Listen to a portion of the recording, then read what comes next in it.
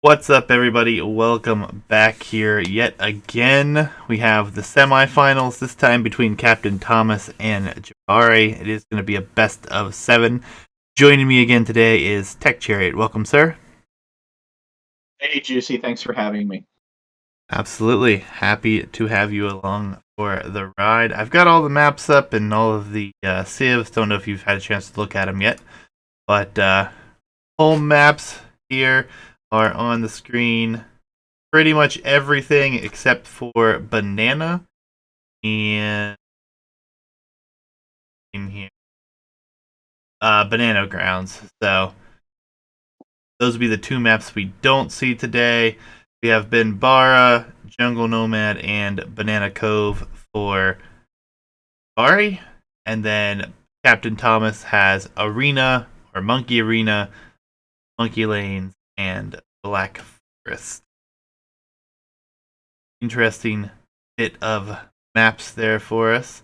And the civs are being shown here for you guys as well. Lots of civs. Captain Thomas with Byzantines, Franks, Teutons, Lithuanians, Persians, Slavs, Vikings, and Berbers. And then Jabari on the opposite side has Turks, Bohemians, Italians, Spanish, Magyars, Mongols, Britons, and Portuguese. So, going to be a lot of fun. A lot of really good civs up on the board. You have a favor in this draft here, Tech Chariot? Anything you like better for one draft or the other? Well, I don't think I need to go very far to elaborate on which draft I like better. Captain Thomas here with the classic first pick of Byzantines, and Jabari with his first pick as Turks. So just a really classic matchup from the Age of Kings. Mortal enemies, the Byzantines and the Turks, and their first picks for both of them. We probably won't see him on the same map. I think wasn't Captain. Oh, the Captain Thomas actually may have picked Byzantines for Arena Cove, and I don't think Jabari will use Turks there. But it should be a fun set. I think they've both got some good civs. Yeah. I will say that I really like the pick of Spanish for Jabari. Spanish are a really fun civilization, kind of unpredictable. Don't really know what they're going to do. It's going to be the Donkey Boys, or if it's going to be gunpowder, or if it's going to be supremacy villagers and bombard towers. Who knows? But this is a tournament, so shouldn't expect anything too crazy. Yeah, lots of good civs here for both players. Obviously, no bans in this tournament, so maps were all open as well. We will not see Banana and Banano Grounds. Kind of a shame not to see Banana here, but nonetheless, lots of good maps on the pool for us. Game 1, Arabia, guys. We're going to jump into that here in just a second. I'm going to be loading in, and I'll be at 5 seconds, Deck. So whenever Okay. you're ready, let me know. All right, But I'm ready. all right, go in 3, 2, 1. Jabari here with the Bohemians. He's done this every single round, I think, actually, where he starts with the Bohemians on this map. And he has a bit of an interesting start here. Gonna only have one house being built. Be a little bit of a rusty start here for Jabari. I do have him in the gray. And then we do have Captain Thomas with the Franks going to be in the yellow for me here. Frank's Bohemians, a classic old-time civ versus one of the newest civs in the games. Any insight for you on the Bohemian civilization? Well, I don't own this expansion. I have not been a very good Age of Empires personality example and been buying every single expansion as it comes out. I like to wait until they get their balance in place. I'm worried that I'm going to like them and get comfortable with the fact that some civs start out a little bit overpowered because folks don't really have them figured out yet, and then they eventually get nerfed and fit into the proper balance. So I have no insights on what I mean. I've seen the Bohemians played, and I've seen Jabari wall up, go like some kind of fast feudal age into stone walls against Akal, and he very nearly didn't make it either. But in the game that I saw, he did succeed in getting the stone walls up, and then Akal, I guess, resigned because he felt he was too far behind. But I think to finish my statement here, my thought, probably what we'll see from Jabari my prediction is a similar strategy. He walls up, he turtles. The Franks will drop a castle on him because it's cheap for them. They'll have knights swarming everywhere.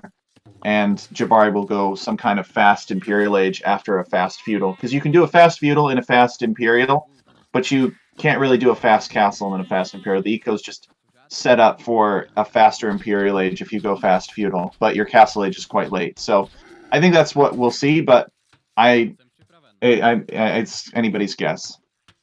Yeah, for sure. And Jabari with a little bit of a different build this game. Kind of interesting, actually. He's just now shifting over to wood. He had everything on food previously.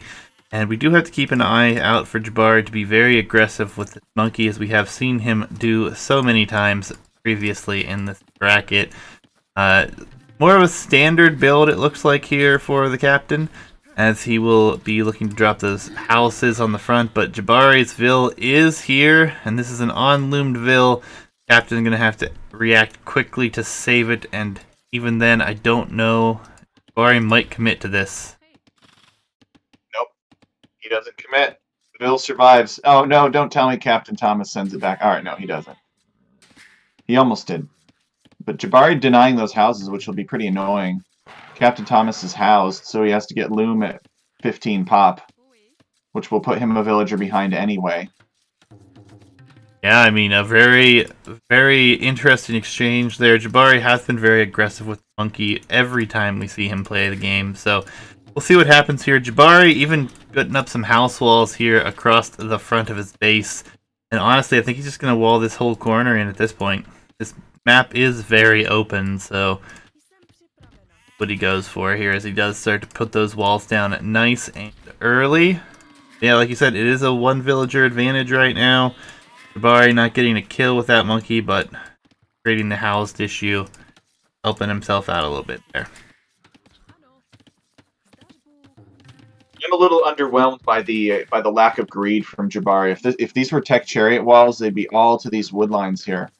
And I know that Jabari is a much better player than me, and he has a better sense for when to wall and where to wall. But if you look carefully at Jabari's base, there's one thing that's missing inside of his proposed wall-off, and that's stone. Yeah, both of his stones very forward here.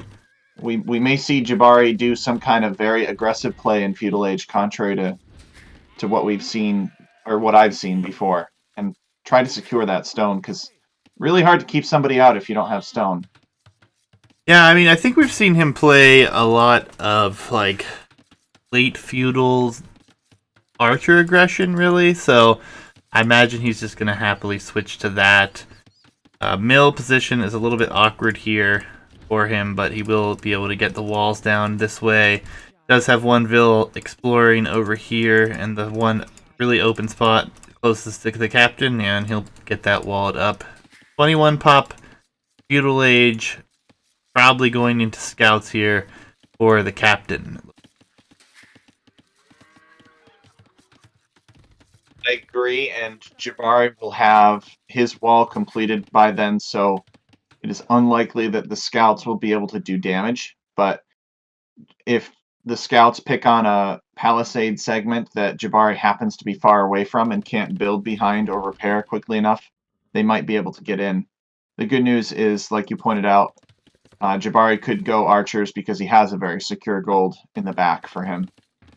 So. Yeah, Captain has yet to find his opponent. Just looked at the scouting there. He did not take these two stones as a sign. Is actually running all over the place right now. Doesn't even know where his opponent is yet. Like his barracks is coming up right now, and he should be dropping that stable immediately upon arriving to Feudal Age. But the walls for Jabari will be completely up as he shifts on to gold now. He is trying to push this last tier in for himself as well. 24 pop up for him. There comes that stable being rushed down. Gold and stone relatively securable for the captain here. They are within this nice area to defend. But he does have a forward gold and forward stones on the rest of his sources there. So, interesting to see how players are continuing through this one. Now, what is your opinion on the openness of this map relative to other versions of Arabia? It seems like this map is a little bit more closed than most Arabias. So it Yeah, doesn't really. It feels like you can't do a 22 pop scouts and get in on a map like this. It just seems like if somebody's determined to wall you out, that's practical. I mean, I don't know. What are your thoughts? You've cast more of these, Juicy. Maybe you've seen people do 23 pop scouts and get in just fine on this map, but it can be so hard to get in with scouts when you're going that late. yeah, no, I agree. It really depends on the player that you're up against and what they're going for. Jabari, heavy waller, and he's going to be walled as quickly as he can be, and he even commits to stone walls. I mean, this makes it very difficult for scouts to do anything, especially scouts arriving to the base in about enough time to see those stone walls come up, as Jabari has previously committed to walling up fully. Now, as far as this map in particular goes, I feel like it varies, honestly. We have quite a few different generations, and sometimes it's more open, sometimes it's off. But, like for this one, I mean, both players have a huge section of their map that is really pretty open here. So, worst thing that I've seen for this map is when players' mineral deposits are just not within falling distance here. And that's kind of what Jabari has dealing with, and it's the same for the captain here. He can really only wall in one of each. I like Captain Thomas was focusing the house earlier. Jabari's got to put up another house behind it, but the armor of houses being nerfed makes it so that it's actually more practical for scouts to attack houses than palisade walls to break in. Yeah, it's kind of crazy, honestly. I mean, I feel like it was a decent nerf. Kind of interesting how it's kind of like continued to like follow that, but we'll see. I mean, there's a lot of different things that can be done to wall up. As you see, Jabari is pretty much stonewalled all the way across, except for behind those houses, realistically. He is Jabari, also out of stone, so he will need to buy some stone to build a town center in the next stage, or go out to mine it. yeah, true. We have, what is this, 7 archers moving out. Only a few scouts, and now skirmishers being added here for the captain, so good reactions from him behind this. He will not be making a lot of scout production, cannot do damage with it. That's a really nice time for him to notice that for there. Yeah, and look at this preemptive tower from Captain Thomas. I was actually just about to say something. Like, he scouted Jabari's archers. This is a very forward, vulnerable wood line. So I actually really agree with that tower. Yeah, It I don't doesn't have know. the It's stand it's out. such a rough place for a tower, though, and you have skirms to defend. I mean, obviously this is going to help the defense, but I would have rather have seen him just have skirms deal with this, honestly.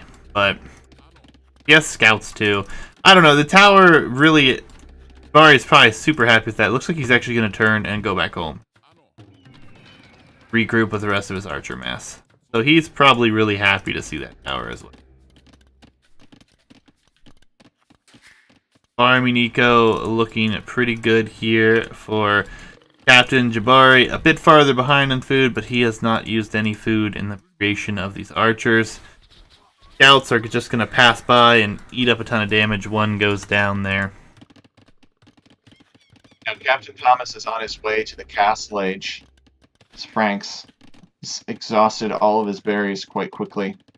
So he had extra food income from that. Jabari's still working on his berries. And Jabari wants to go up too because he's been buying food and selling wood.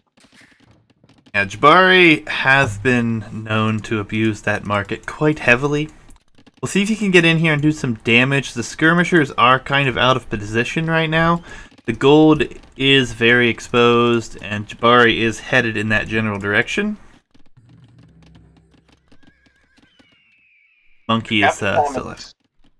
Captain Thomas is investing in armor for his skirmishers. So he is building a second stable, though. But he got the armor for archers before the armor for cavalry. Yeah, I think that was probably just in response to these numbers here, honestly. I think it makes sense to have that armor there. He'll get the cav armor directly behind it, so I don't dislike that at all. Jabari does have a small villager advantage. He does have more idle TC time as well. Interesting. But that advantage will only be, I believe, one vil at this point. Assuming that the captain queues vils. Now, do you think Jabari does not know where Captain is taking gold? Do you think if Jabari knew where that gold was, he would have gone down and tried to get a villager or two? Yeah, I don't Maybe think... he... Go ahead. I'd say I don't think he would have gone at that tower again if he would have thought that he was going to be able to find this gold. But we do see the captain shifting onto stone, so maybe he's going to consider another town center, or he wants to really try to put on the pressure here. Skirmishers have yet to be upgraded to elite here, so Jabari probably still not looking to take this fight. Just back up in walls here. Jabari even howls at the moment. Castle Age will come in for him, and like you said, he'll have to buy stone, potentially add more TCs if that is what he wants. We've got knights already for Captain Thomas, which should be no surprise. He's the Franks. And Instant University from Jabari. So this is telling me it's chemistry crossbowman immediately. Yep, and he is going to have Botkin, he's going to have crossbow, probably going to have those upgrades all flying in relatively quickly, lacking some food at the moment, but ballistics will come in as Jabari sells some wood for gold. And we do have a monastery up behind this as well, so Jabari looking to really have all of his upgrades here except for chemistry and his defense upgrades.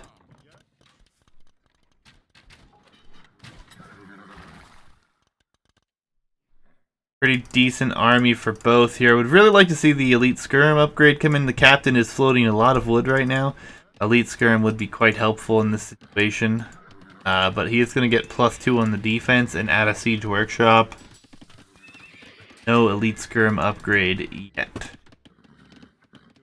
Jabari clicking chemistry now, pushing out toward Captain Thomas's base. And I can tell you from personal experience and like people that wanted to be cute on arena and such, chemistry crossbows are no joke. And they do twice as much damage per shot to a mangonel. Chemistry crossbows have 8 attack, I believe, and mangonels have 7 pierce armor, I think. I don't know. I think maybe it's 6. But what I do know is that they can take down mangonels quite quickly. So I love my mangonels, but Captain Thomas needs to be careful here. Yeah, Captain is going to try to break in here, but there's just more houses coming up behind this. Bari has his crossbows out. See if he can micro these like he does. Chemistry is in, so these skirmishers really don't stand a chance here, honestly. See if the mangonel gets a shot off, but this gold is going to be under threat as the Vil does go down. Bari sees it and will do some fancy split micros here. Takes a hit. Will take out the mangonel though at the cost of like 4 crossbows. Not terrible. Yeah, unfortunately for Captain Thomas, that mangonel did not get very much damage. Yeah, so I just looked up. Mangonels have 6 pierce armor, so I was right. So a crossbowman that does 8 damage per shot is dealing 2 damage instead of 1 damage per shot, effectively, after you consider the mangonel's pierce armor. So chemistry crossbows do twice as much damage, or you need half as many crossbows to kill a mangonel for Bohemians with chemistry in Castle Age. So it's really quite scary. Yeah, and there's a lot of idle time here being caused from this. Bari will also micro these crossbows against these knights forever, even though they have +2. He has left 1 crossbow on the gold here, and is actually doing a good job to take off a bunch of villager HP. Behind this, Jabari is adding his 2nd town center, while the captain is adding his 3rd. So, eco should be in the favor of the captain here. Captain, according to the capture age, the captain does have a slight villager advantage, but it's quite small. Jabari keeping the pressure on him, keeping him from investing as much food into villagers, I think, as he would like. Yeah, and Jabari just microing away here as well. Doing some splits, very, very aggressive play here from him. Mangonel looks to be going to survive at the moment as Jabari decides to back away. The production behind this hasn't been the greatest. He does have some crossbows at home. Jabari is also going to be running out of gold really quickly. He's got 28 gold miners that are just bumping against each other really here. The good news for Jabari is that the map is his, so he can go and find another gold to take it at this point. He's on the offensive, threatening Captain Thomas. Yeah, and Jabari is just use this hill to micro. he's all about the micro, if you guys haven't realized yet. He's doing pretty good at the macro behind this. He is getting housed a few times here. Idle TC times pretty equal for both players. He has created a lot of idle time, though, for the captain, as more crossbows march forward to join the push here. And a captain actually selling stone. He had another mangonel, looks like. Alright, gonna sell some wood here. Both players posturing the economy, trying to split it up a little bit more even, it looks like. Bill's gonna be caught out here, though. This Bill will not be able to build this siege workshop. Oh well, I guess if the captain backs off, she will be able to build it. Bohemian crossbows are dealing 8 damage per shot instead of 7. And against knights with 4 pierce armor, that's 4 damage instead of 3. Which doesn't sound like a big increase, and indeed it's not as big of an increase as double, as far as mangonels are concerned. Oh, decent shot from Captain Thomas, but no repair villager nearby, so the mangonel goes down. But it's like having 33% more crossbows, basically, against your knights. Captain Thomas just does not have enough knights to deal with this. Yeah, it's absolutely making mangonels, but an absolutely insane micro here. Honestly, it's 22 to 11 micro, and Jabari has not lost a single economy unit behind this.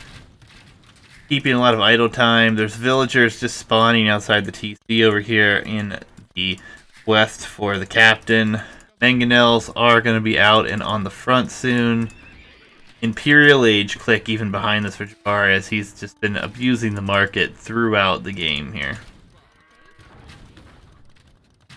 So our ballisters with Bracer will be devastating against Jabari's town. I mean, the knights already can't take these crossbows, so Captain Thomas is going to need to find some damage, but unfortunately for him, Jabari is completely closed off, although Jabari can't fit many around this secondary gold that constitutes part of his wall. So if he moved out, the knights might be able to get some damage. Yeah, and that said, he is down to 200 gold on this last tile.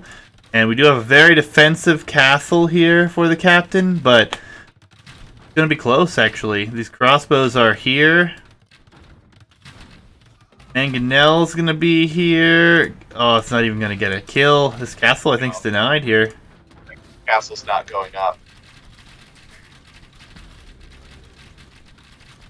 Alright, also continuing to attack this tower here with the mangonel. If that goes down, and it will, the front will be very open. The knights are very far away here, so it's going to be very difficult for him to finish this, as he will attempt to, but I don't think this is going up. This is possibly going to be GG when Imperial Age comes in here.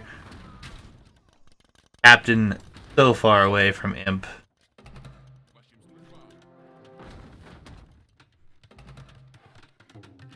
Oh, a Vil got killed to the wolf here. So the Eco KD is 10 to 1. 10 kills for Jabari and 1 kill for Captain Thomas. Yeah, and Jabari killing mangonels and knights, saving himself a lot of potential res here, not losing a ton of units either, only losing 15 units at the moment. Jabari getting Arbalister before Bracer, that's an interesting choice. Well, it is, but he does have chemistry. He does have ballistics already. I mean, Bracer is very important, but at this point I don't think Jabari is too concerned about it. Bracer's coming in now. He just needed another few seconds to get the res. So Captain Thomas getting 2 mangonels for 1. Yeah, Bombard Cannon's out as well now for Jabari. So Jabari is just going to start taking everything down here, it looks like. So Captain Thomas is on his way to the Imperial Age. He is. Let's see if he has any production buildings standing when he gets there. May not be able to spend... May not be able to take advantage of that technology boost. This is Jabari's window, though. He certainly doesn't want to get flooded by Cavalier. But Captain Thomas taking this fight with the Knights, what do you think about that? I think it's desperation, honestly. He wants to keep his castle up. Felt he had to take the fight. There are a few ARBs just killing Vills as Jabari is strategically spreading them out across the farming eco too. House is about to come up galore because we know Captain's probably going to lose this castle. Jabari actually focusing down houses as well, it looks like. It's going to be very difficult for the Captain to push out here. And soon I don't think he'll have any defense behind this. He doesn't have the greatest food economy right now. Worker efficiency is down to just 5%. Although Jabari's is pretty low as well. But I think that's just because he had so much come out here to build this town center. 2 bombard cannons now. Go ahead. These players are both way better than I am. But, I mean, what do you think Captain Thomas could have done differently? Because I'm sort of watching the game and reflecting on what happened during the game. I almost think that 3 town center boom was a mistake from Captain Thomas. Now, his opponent was walled up, and he didn't really have any way of knowing what his opponent was doing inside of those walls. But his opponent did mass a lot of archers, and did invest a lot in those archers in the form of making a university and getting chemistry. Yeah, I so mean, maybe Captain Thomas would have been in a better position if he had gone 1 TC pressure with Rams and mangonels or something like that. Yeah, I mean, it's so difficult because this is such a good build for Jabari, and having chemistry that early and utilizing it, doing so much more damage. I mean, the Captain's in a fairly decent position, though, given he's got the population for his economy anyways in the lead. He's not that far behind. He just can't keep his military numbers up. He only has a few stables. Cavalier, don't think will be enough though, as Pikeman Tech comes in behind this. Bohemians get that bonus damage as well. Yeah, I really don't know what you do against this, honestly. 25% more bonus damage from the Pointy Boys, something like that. Yeah. To be fair, they're not here yet, but...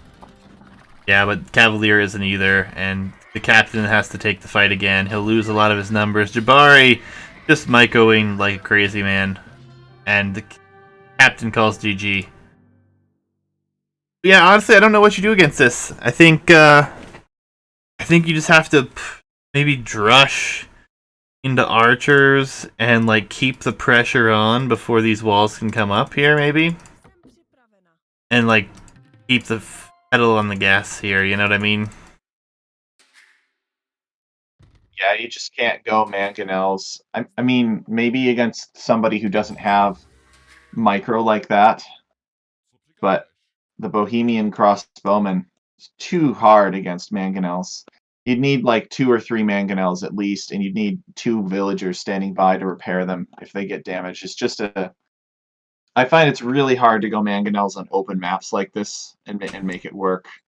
Maybe in a choke point, or if the battle were limited to a very narrow space, you could attack ground, and you've got a pretty good idea of where the enemy army is going to be standing. Yeah, yeah. I mean, it's a tough civ to match up against too. Whenever they have some bonuses going that way, and honestly, with the micro we just saw, it's going to be tough for Captain to match up against all those archers if the micro is there every single time. Yeah. And it didn't help that Captain Thomas invested in scouts early in the game and then wasn't able to get in and do any damage with those scouts. And that could have really helped slow Jabari down and give Captain Thomas an advantage. Because Jabari did do the mega walls. That is a big investment. And that kind of investment puts you behind. But Yeah. Captain Thomas was not there in time to punish that. Yep. So we'll move on here to game number 2. We'll be on one of the captain's home maps here. Updated the save draft for you guys. Just give me a second. We'll load into game number 2 here. And what that is going to be on. Looks like it will be on Monkey Arena. Oh, yes. I love Arena. Good. You can introduce that then here in a second. Get everything on my side. I'm at 5 seconds when you are ready. Okay. All right, and 3, 2, 1, go. Looks like they had a pause. I don't have that. What time are you at? 0-0. Let me try reloading. All right, I'm at 25 seconds. So I'll just go talking Right. here. Teutons for the captain here on Arena, and then Jabari will have the Turks. Civ that Jabari is probably very comfortable with, since I believe he mained them for a while, actually. Captain with the Teutons, though, another great civilization to have here on Arena. And we'll get underway here just as soon as Tech has his map up. But Turks, Fast Imperial is an option. Could also do some castle drops into Janissaries play. Could go for map control and relics even with the free light cav upgrade. Lots of good options. All right, you have Ready 25 whenever you are. 25 seconds? Yep, 25 seconds. 3, 2, 1. Heck, you are So the more of the arena guy around here than myself. So what do you think about the matchup, and what do you think we're going to see from these guys? I think Jabari is in really big trouble because Teutons are a known and feared civilization on Arena. Teutons are the king of slow and powerful. That is what Teutons are all about. Now, having said that, if Captain Thomas doesn't read Jabari properly, it is definitely still possible for Jabari to pull a fast one, do something that Captain Thomas isn't expecting or prepared for. Seems like that happened last game with the chemistry crossbows really getting the better of Captain Thomas. So Jabari's going to need some tricks up his sleeve, I think, to level the odds here, because in the late game, you do not want to let Teutons get there. And Teutons do have some options, I feel, that Turks don't have. And Turks also have some options that Teutons don't have. So I'm really excited to see what unfolds. Yeah, and I'm not going to know the answer to this question, but I'm going to ask it anyways, and we'll see if you know the answer to this question. Does Crenellations actually outrange Turk BBC with their unique tech? No. Crenellations will give Teutonic castles 11 range. Turkish bombard, or it'll give them, I think, 12 range or 13 range perhaps. But Turkish bombards have 14 range after artillery. So Gotcha. normal bombard cannons are threatened by castles with crenellations, but Turkish bombards have 14 range and can still fire upon Teutonic castles without fear of retaliation. Gotcha. Yeah, I wasn't really sure about that tech. Again, I'm not too big. I started playing Arena more and more lately, but I know that Crenellations is quite a nice pick against most civs, but that bonus, it makes it very difficult to deal with still, I'm sure. Jabari with very interesting builds this evening. Nothing on wood except for straggler trees here for the beginning, and then he sends 4 of them out to build the lumber camp. So, from my experience, there are 3 different things you can do with Turks on Arena. Okay. You can go fast Imperial into gunpowder. You can go fast castle and to do some kind of castle drop maybe, or defensive castle with Janissaries. And that's a very strong castle age push. Or you can go like knights and light cav and secure relics and boom up. It's a little bit more conservative. And what makes that final strategy a little bit better for Turks is that your opponent isn't going to be able to predict that that's what you're doing so easily. Whereas Teutons, they could do a Monk Rush. They could also do Fast Imp into Monks or Trebs. Probably what Captain Thomas will do, if I had to guess, is he will just go Fast Castle into a Boom as Teutons. Take advantage of those cheap farms and try to get ahead. But we'll see. I hope he doesn't boom. He probably shouldn't let Jabari do whatever Jabari wants to do, because that's scary. And he'll know that from the last game. So maybe we'll see Captain Thomas do something crazy here with the Teutons. But my prediction is that he'll add a lot of eco, and then he'll mass up that Teutonic power. Yeah, I mean, what do you think about the possibility of a power rush here from our Teuton player, to garrison more units in those towers?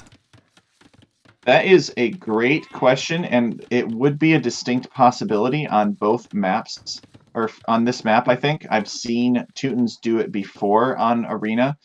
I'm personally not a big fan of tower rushes on Arena.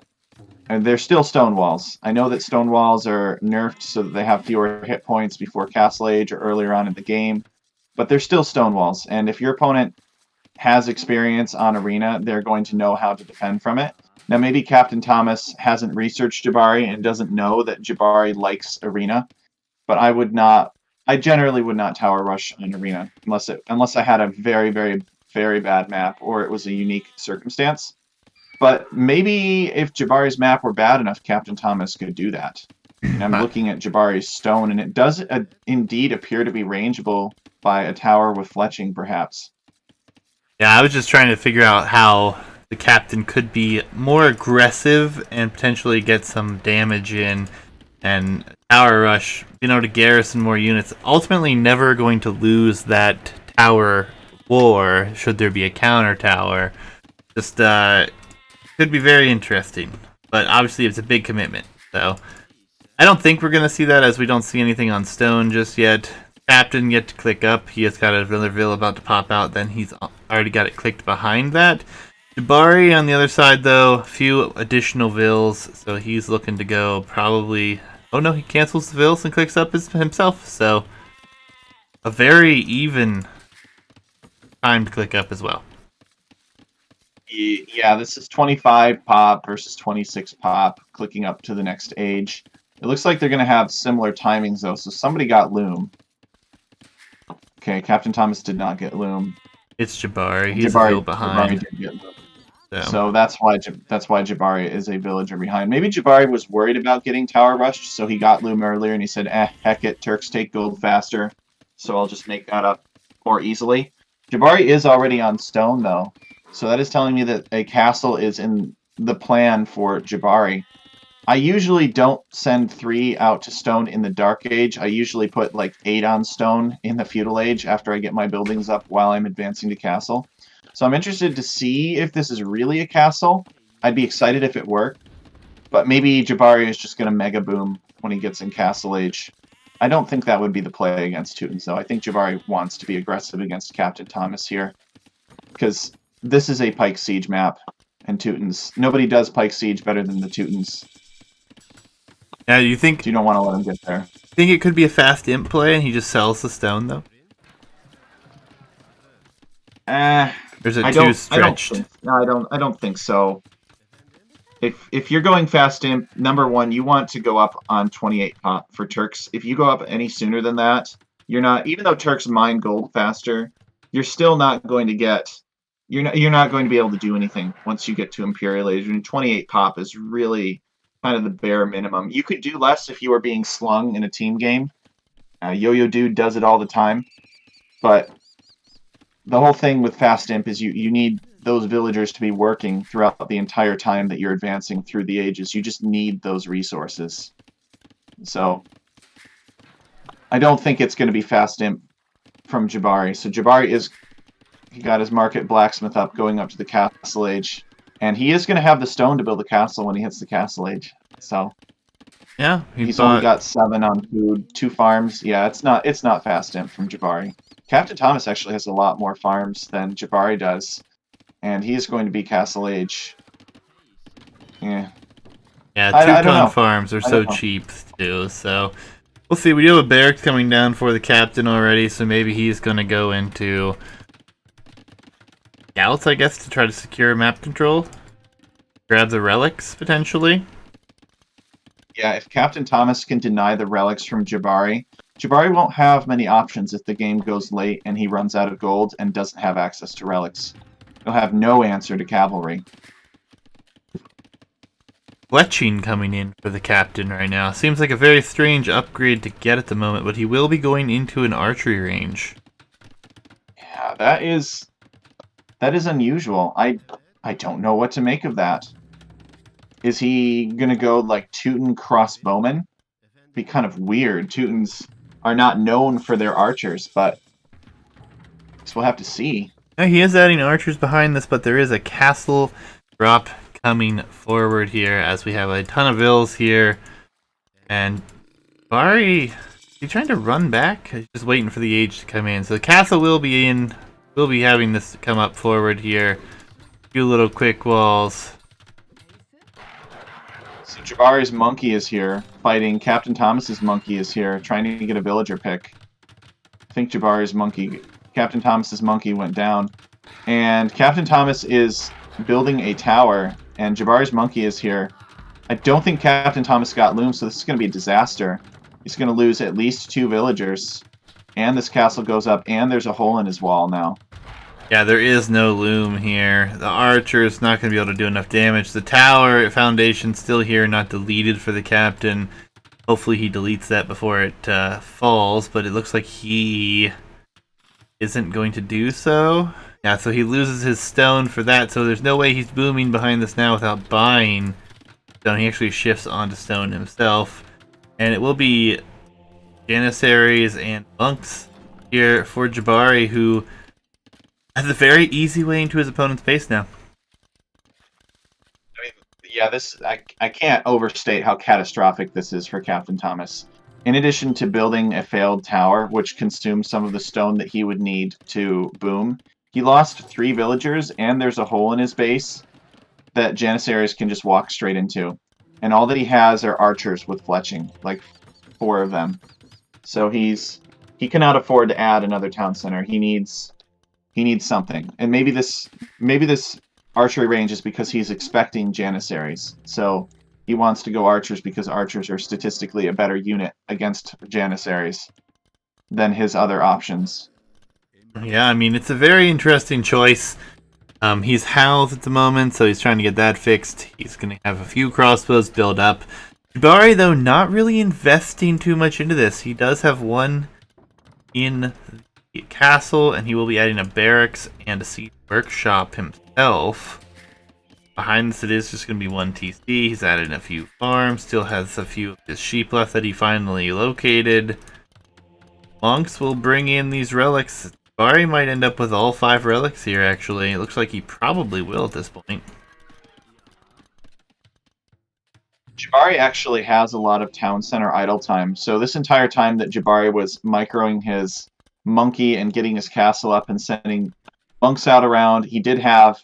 His economy was not as good as Captain Thomas, and he had about 2 minutes of idle time. So even though Jabari did all of that damage, and both players are on 1 TC still, Captain Thomas is ahead in villagers.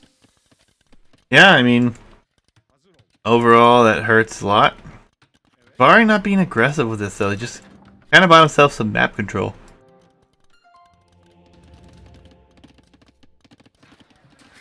Mangonel in the siege workshop here for Jabari.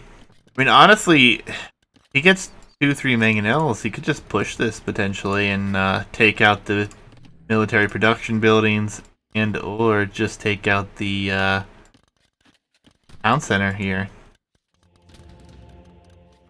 Jabari actually buying Mangonels food. don't cost food. Mangonels don't cost food. I think Jabari's gotta feel in it like he's in a pretty good spot, having killed 3 villagers. Maybe he doesn't feel pressure to do damage anymore. He's just gonna sit back, let his food accumulate, maybe spend some resources here and there to have a little bit of a presence, but ultimately go in because you know that Teutonic player is going to build a castle to prevent any further damage from being done, and Jabari is not going to be able to deal with that while in Castle Age himself. not without a massive investment in Rams. I think Jabari is actually going to be able to click up first here, though, as he's selling some resources, buying some as needed, and he's about to be able to click here. Going to add a stable behind this, so maybe just Hussar Siege the next stage. Well, the castle will be up for the captain, so maybe not. But he does click to the Imperial Age as the captain clicks Wheelbarrow. After Wheelbarrow, he should be pretty good about clicking up on his own. Yep. Yeah, but I agree with Jabari's decision not to try to push in with more Janissaries. I think it could have been risky given the number of crossbows that Captain Thomas had out. Now, the crossbows are still, they only have 7 range, and the Janissaries have 8. So I think this play is better. Yeah, I mean, so far, he's captain's ahead by a small margin here. He'll be clicking to the Imperial Age as soon as Wheelbarrow completes. I mean, overall, things are looking pretty good for him. Even though he doesn't have map control right now, the relics aren't all that far away, so it's not as if captain would be able to...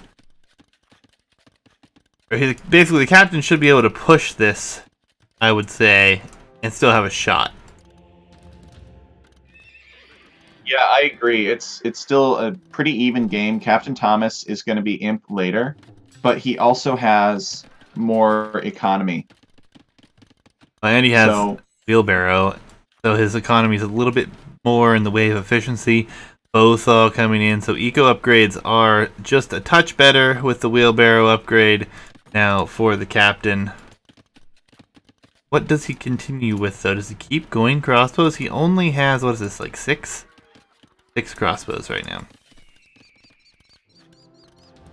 Well, in theory, the siege weapons get really big once you get into Imperial Age, and you actually can flatten Janissaries. But that is a big investment for Captain Thomas. It looks like he is going to go Knights, though. He's investing in scale barding armor now, and he's building a stable in the back. One that Jabari cannot scout. Yeah, Jabari, no siege workshop. Needs to get one of those down for some BBC here. He's just going Janissaries. Has a mangonel. Okay, bombard cannon is there. There's siege workshop. I totally missed it. But Knights will produce after bloodlines. I think Jabari shows the BBC right away or waits here. Looks like he's probably just gonna try to walk into the castle, not knowing it's there. If I were Jabari, I would actually queue Trebs. I would take advantage of the fact that he has a castle forward. A Treb might still be able to, or a castle might be able to protect a trebuchet, but a bombard cannon will have to be closer to his enemy's castle. Could be easier for his opponent to snipe. Yeah, I mean, and he is sending it forward to attack the castle right now, so we'll have to pay attention to that. There are a few crossbows here. We'll see. Jabari probably going to just defend with the Janissaries, though, at that point. Trebuchet here. Massing Hussar. So he wants to take advantage of getting Hussar for free as the Turks and the additional Pierce armor that those Hussar have. They've got 5 Pierce armor, and the crossbowmen have 7 attacks. So each crossbow is doing 2 damage per hit to a Hussar. So it's quite small, and it'll be even less than that once Jabari gets the final armor. And Jabari sneakily bringing a bombard cannon over direction and might actually find it to be out of place. The knights are here, but there are a few monks on the field, so that will likely not be a concern. Yeah, and overall, lots of units going to be going down here for the captain. The one Treb even taking some hits here. Bombard cannon is rather exposed. Captain Thomas never feels good to get Cavalier for 2 knights. Maybe Captain Thomas would be better off with the knights that investment in Cavalier could have bought. Against a unit like a Janissary with such high attack, I can tell you that the armor does not matter. One bombard cannon sniped here. So Oh, another one almost went down. Looks like that hit just barely missed. Hussar slowly building behind this for Jabari. Honestly, if he sends those into the economy here, there's one Cavalier, maybe two Cavaliers behind this, as the castle is now under extreme threat here. More bombard cannons are out and about. The knights did go down here in the back as well. Bari looking to have a very nice push going for himself here. Hussar are going to try to dive. I don't think there's a hole over here, though. If there is, Captain will be very upset about it, I'm sure, but it doesn't look like there is one over there. It would have to run past the castle. Captain Thomas adding a second town center in the back. I'm not so sure that I agree with that. He may not know that he is actually ahead of Jabari and Eco, but Captain Thomas needs to put those resources toward military. He's got 4 Cavalier, 3 Cavalier on the battlefield. And there's not much stone left in the bank here. 3 bombard cannons will likely take this out unless the captain realizes and buys stone immediately. Has not done so. The castle will fall, and now the base is wide open and susceptible to raids. And Hussar with +3 defense, no attack upgrades, will be able to just stroll past this town center, try to provoke in damage. Cavalier numbers are only at 4 for the captain. Currently sitting at only 1 stable for production as well. +2 just now coming into those. Arena is all about map control. If Captain Thomas had about, let's say that he had his walls in place right now, and he still had his castle up, he would have like 3 minutes before Jabari could deal damage. And he could totally be massing, 20 Cavalier behind that. And the military numbers would be a lot closer. But because Captain Thomas has lost half of his base, he's constantly having to take bad fights and fights that he doesn't want to take, that, your instincts tell you this isn't really a good fight, but you kind of feel like you have to because you're forced into the corner. And that's what Arena is all about. Jabari with really good micro, too, against these Cavalier. Yeah, and I mean, the housed situation coming into effect for the captain here is he's not even going to be able to produce military buildings in a second, as he's going to be housed by 15 pop and continuing to get larger and larger. Captain is just looking to be dead at this point, and there's not much he can do. Even with his small Cavalier numbers here, I don't think he even gets close to these bombard cannons. Jabari was really lucky that Captain Thomas picked this as his home map. I think this would have been Jabari's first pick as his own home map, but couldn't because Captain Thomas picked it first. That would be my guess without seeing how the Civ draft was done. Yeah, I mean, honestly, with Jabari here, I assumed we were going to see this map regardless. The captain calling the GG here. Jabari will take a 2-0 lead so far in this best of 7 map control, and the Turk civilization working out for Jabari. Jabari just an arena clown. That's all he is. Just wants to micro, have stone walls. That is all. GG. So, GG. Jabari will go up here 2-0. We'll load up the rest of the information, put the maps back on the here for you. Bari's top 2 civs getting the wins for him here. We will go to the second home map for the captain, which will either be Black Forest or Monkey Lane. Dive into that, guys. Get that loaded up for you, and see what we have in store for game number 3.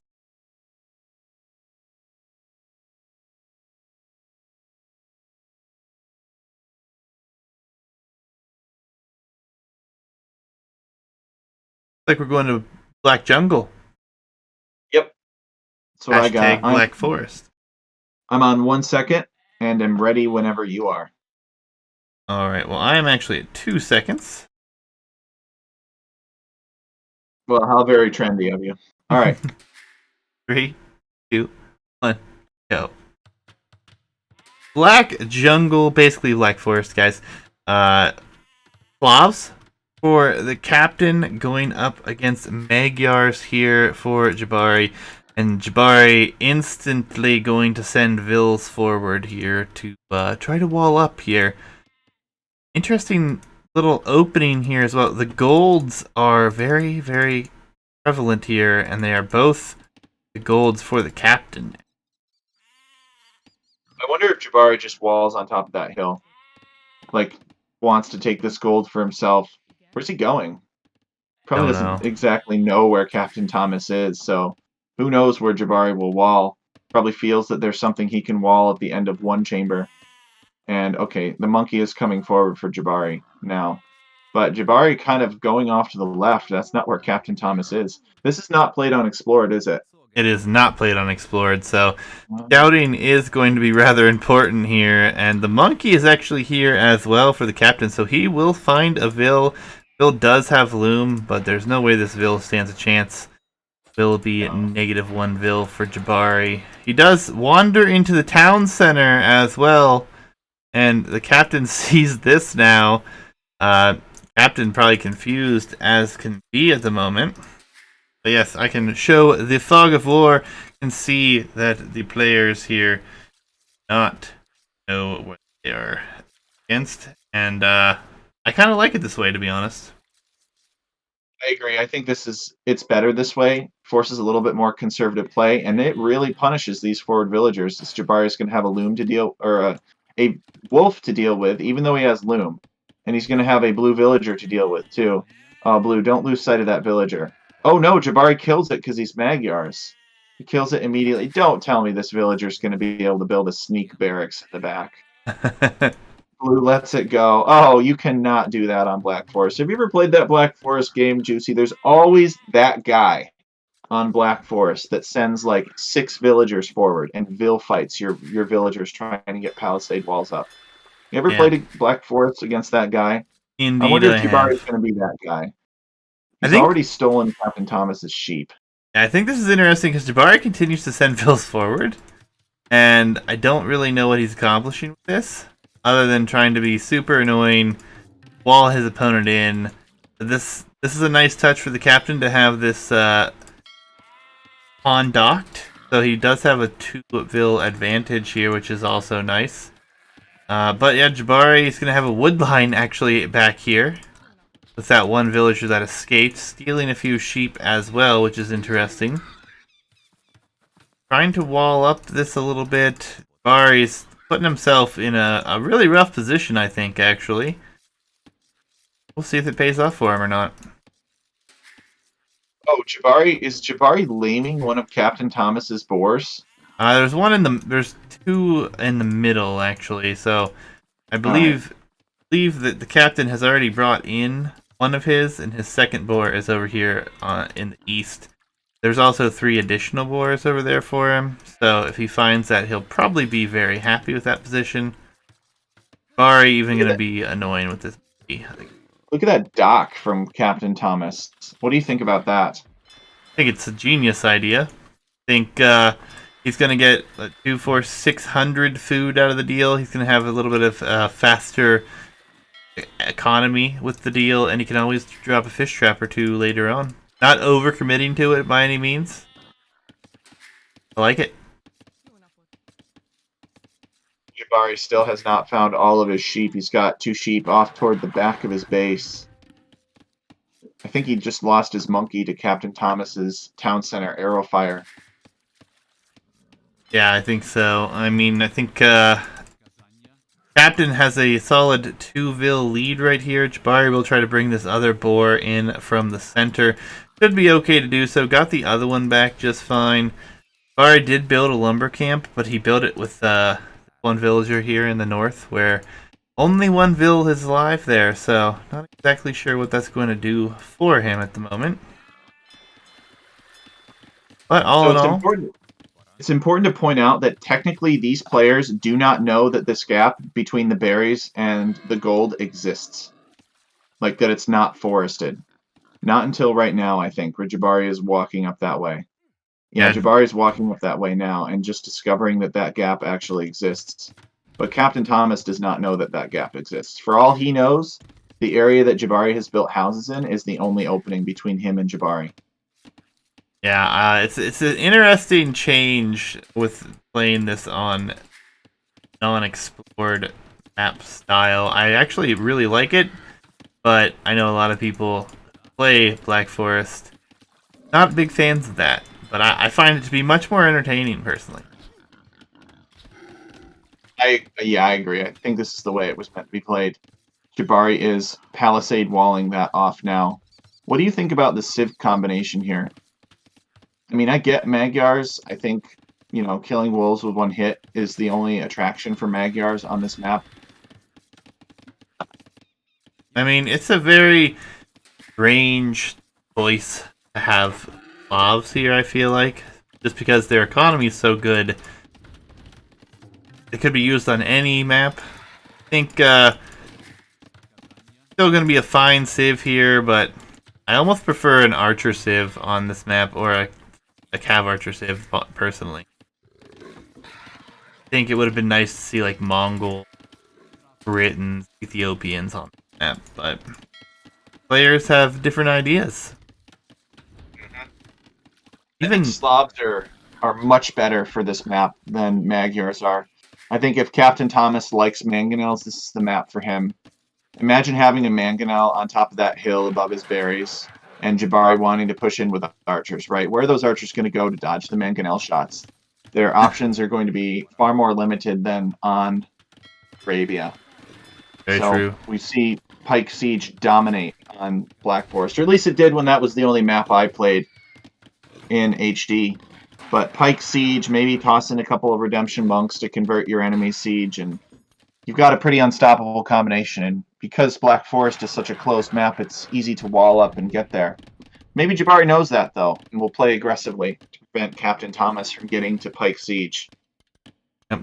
Jabari will lose this Ville up here in the north, also losing that lumber camp there, so Captain probably pretty happy with that. He should know he's pretty decently ahead after all these villagers that have come across and died here, so we'll see how he reacts. He is up to feudal faster.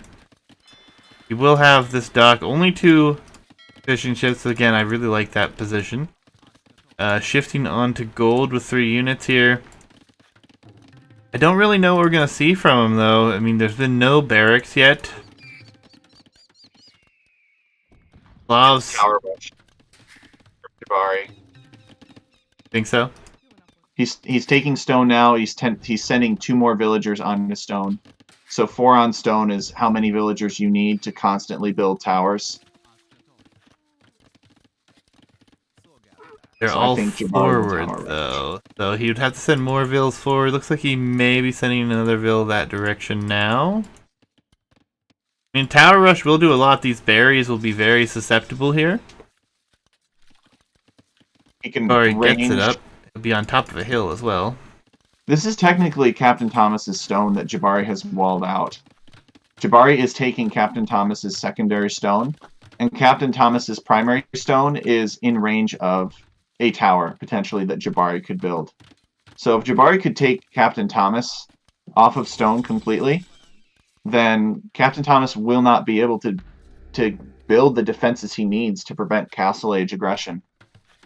Yep, tower is going to come in like you predicted here. We'll be on this hill. We'll go unnoticed thus far, and if this goes up, it will be very difficult for the captain to take this out. Probably not going to want to rush the hill with the walls there. It's going to be far too late to build his own. And actually another one here on the corner.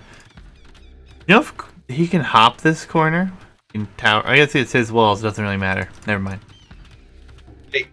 I love this tower rush. The only thing I don't like is Jabari, instead of building that second tower, should have built the tower on Captain Thomas's stone. Jabari knows where that stone is, too. So he could build that there, and when Captain Thomas, right now, because Captain Thomas is going to see that tower go up, and he's going to think, oh, shoot, I need to build defensive towers of my own. But in order to do that, I'll have to build a mining camp on my own stone. So Captain Thomas is not going to stone like I expected, though. Maybe he's figuring, oh, I'm on my way to Castle Age. I'm just going to make mangonels and take that down. Yeah, I think that's probably his best play, and I think that's probably what he's going to go for. There was some drama in the back we've missed this whole time.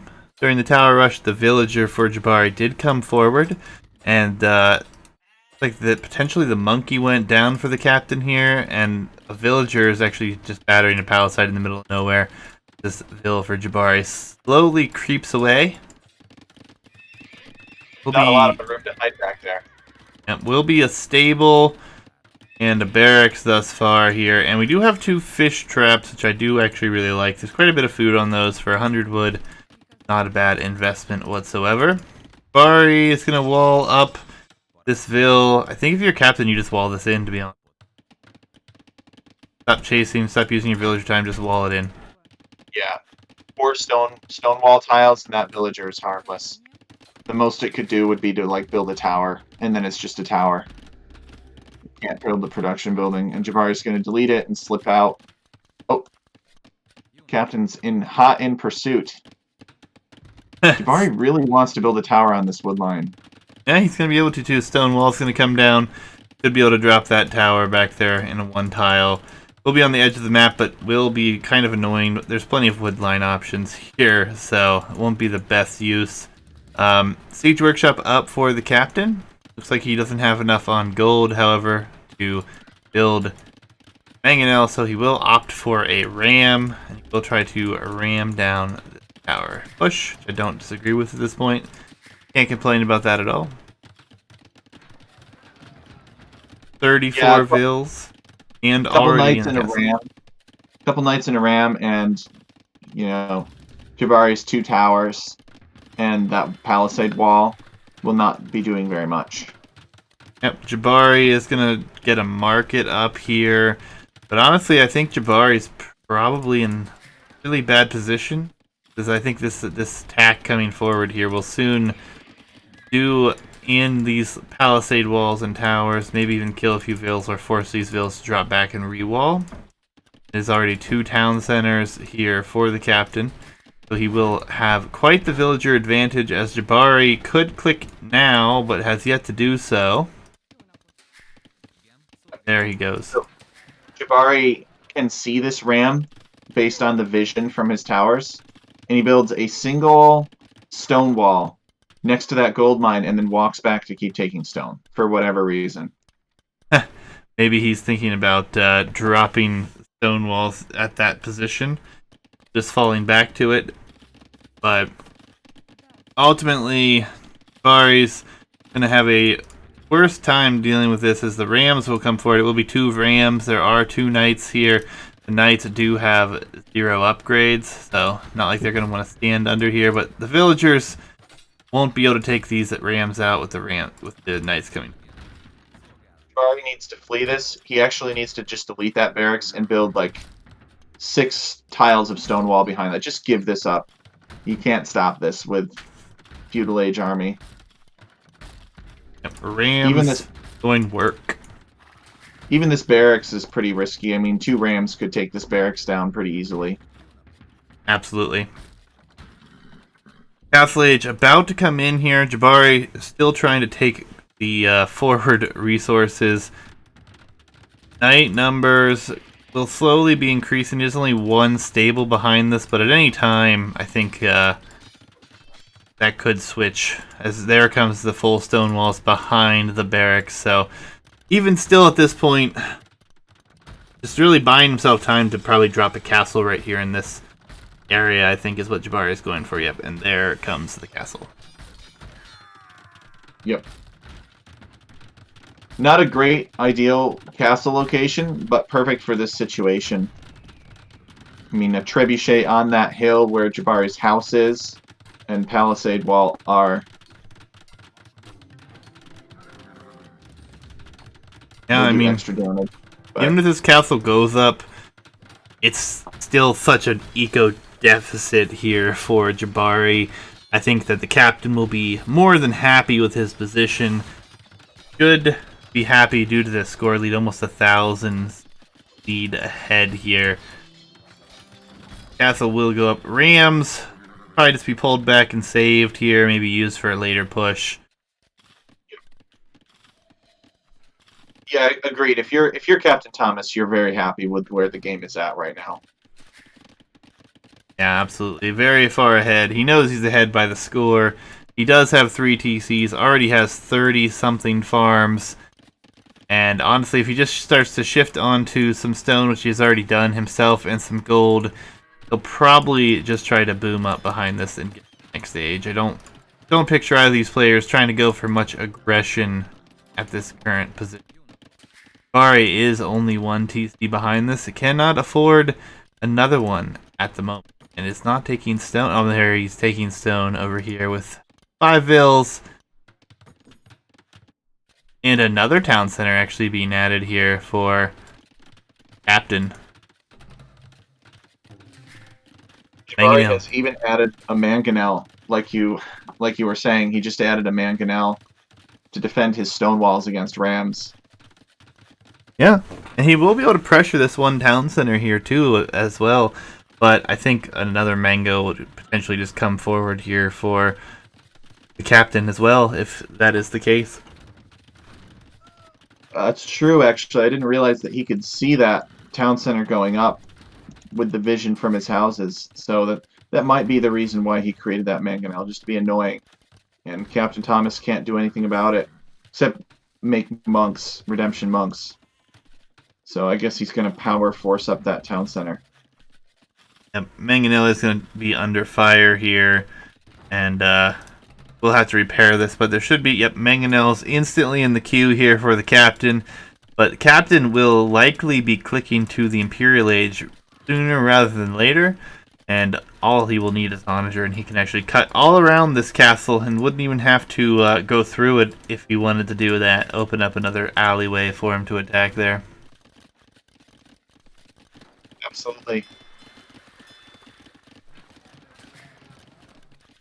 Yeah, I mean, the captain's res is looking extremely good here. He's massive villager lead, more than double at the moment. The captain will sell some res and get up. Jabari did add a second town center behind this, but it's just so much later. It's going to be very difficult for him to do a whole lot. Researching handcart, actually, right now, is the captain in this that's about to go down, which is kind of awkward. Imperial Age is on its way, though. Jabari is definitely in trouble for this one, Kados. Population is 92 to 46 right now. The one thing pressuring him right now just went down, and actually he's just going to destroy some forward houses and walls with mangonels here, it looks like. Yeah, I don't know what Jabari can do to come back for this. Even if he were able to pull off some serious fat slobbing and make many layers of fortified walls, I just don't know if he'd be able to keep Captain Thomas out. Captain Thomas is still a little ways away from Imperial Age, and Onager would take time to get, but I just don't know if Jabari has time to boom up, even if he did add all those defenses, which would be a big investment in and of themselves. Yeah, 3 TCs on its way. Pikemen being added here for the captain, so Pike Siege seems very, very possible here. Another mangonel shot comes in on the farms here, but the captain has his own mangonels, should be able to respond.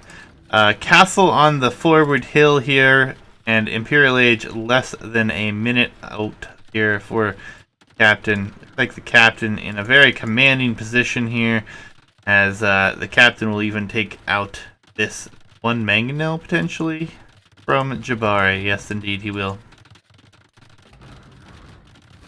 So Captain adding a fourth stable now. So unfortunately, we're not going to be able to see infantry, and he's teching into the armor. What's with people in knights, man? People love knights, even on closed maps. They don't get it. But in this situation, could be pretty good, I guess, if he wants to make some petards from this castle or trebuchets and knock down these walls and then storm Jabari's base with some knights. It could work pretty well. Long-term, knights are not the play on this map, but short-term, if he can get in, they're going to work wonders for him. Jabari abusing the market, desperately trying to be able to click to the next age so he can defend his current position on the map. But a Treb already going to be out here. Could have another Treb or two coming behind this one as well. Already a few Rams in the field. But knight numbers, once they get up, actually light cav being added even. If this goes down, it will not be able to give Jabari a whole lot of time, who is housed and clicked up, and actually going to add barracks and start getting the upgrades. So, super far behind in Nico, though. I don't expect him to be able to survive too long. He's going to have to hold and somehow still boom, even though he has absolutely zero military right now. I don't even think he makes it in before this castle gets ripped down. He has vills actually pretty close to it, but he's actually just going to drop stone walls behind it here. Yeah, the forward villager strategy not working out for Jabari the way that he would have hoped. Yeah, and stone walls aren't going to be too difficult for a ram and 3 trebuchets to blast their way through. Jabari desperately trying to buy himself time, though. Having said that, though, I mean, Jabari is still... He's not terribly off. His opponent has not teched into Onager, so, I mean, why not build layers and layers of stone walls? And that's kind of what Jabari is doing here.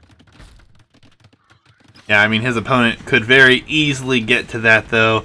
He's got almost all of his upgrades. He's grabbing a few more last of the eco upgrades right now.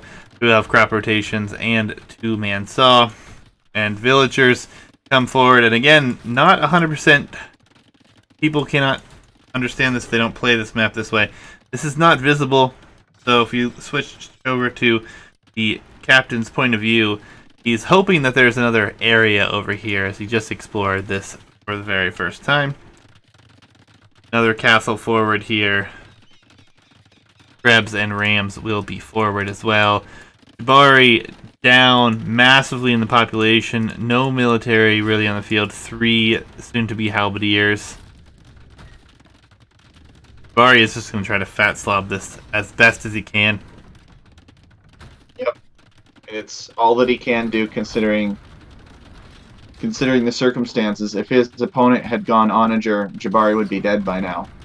But Jabari's got a chance. His opponent teched into those different units.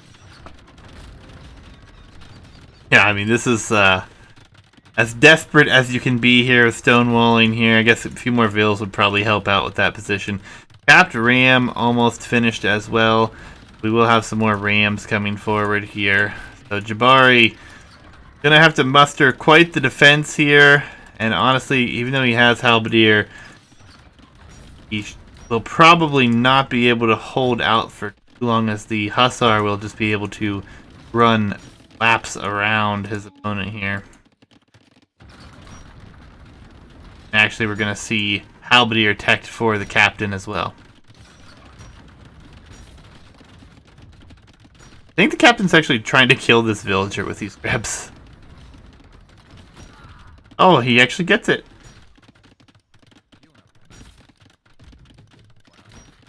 Yeah, Trebs have not fired in a second, so that's all what he's trying to do. You should honestly just use the Trebs and cut around at this point. Lots of micro-intensive there, but would be easier than going through these stone walls, I'd say. So Captain Thomas is investing in halberdier and infantry armor as well. So he's looking for a switch, a tech switch. Yep, Captain with 161 vills here. He's about to be full population. Siege ram about to come in. He does have 3 rams, 1 on its way to the front. More and more going to keep piling in here. Krebs will continue to blast these walls down. The hussar will soon be able to fly in here, but they will meet layer after layer of stonewall. As Jabari has boomed up to 91 vills, but against 160, it's going to be very difficult to make that work super well for himself. Although he does have the counters in there, we don't have any halberdier created just yet. Don't believe we have seen the Deruzia tech clicked for the captain, but he has res forever. I was trying to see, does he have any relics? He does. Both players have 1 relic behind. Jabari saying you can shift Q trebs to cut without so much micro. That's actually a good point. He's very lucky that his opponent at least has not done that so far. Like, if these trebs had just cut these trees down, could have had 15 Hussar run in and have ended the game by now. Yep. Druzina coming in now. Masonry, Siege Ram, Chainmail Armor, Conscription. Captain with every upgrade he could possibly desire. Siege Ram leading the front as well. Jabari will have a very, very difficult time holding this position with only 20 military. But you know, Juicy, if I thought if the Sibs were reversed, I actually think Jabari would be in the commanding position. But they just don't have the same Pike Siege options that Slavs do. Yeah, I think that Jabari is in a lot of trouble here. He's done all the right things. He's, like you said, he's fat slobbed his way into the 43rd minute of this game.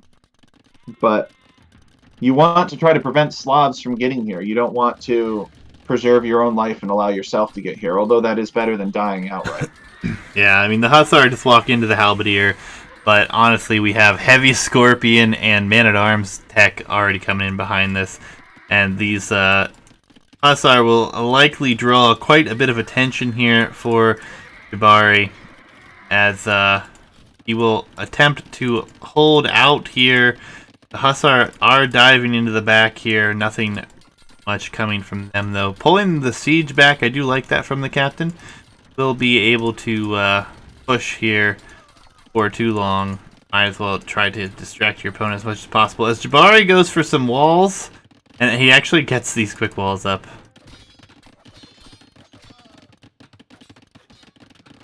So some very nice trap here for Jabari. Wow, he's made himself a little Hussar petting zoo. Yeah, there's a palisade gate here though, so Jabari pays attention. Or not Jabari, if the captain pays attention, he should be pretty happy to deal with that. Honestly, I think Vils were just deleted, I'm pretty sure. I just heard, there's a whole bunch of massacre, look away if you have children. But, outposting over here, he just looking for a way potentially to find his way through. Elite Skirm, Halberdier, and we have Heavy Scorpions, Siege Rams, Trebs, and full Halb right now with Druzina for Captain. Jabari gonna do everything he possibly can to hold on here, but I think with the addition of all of this siege, very, very difficult to hold for very long.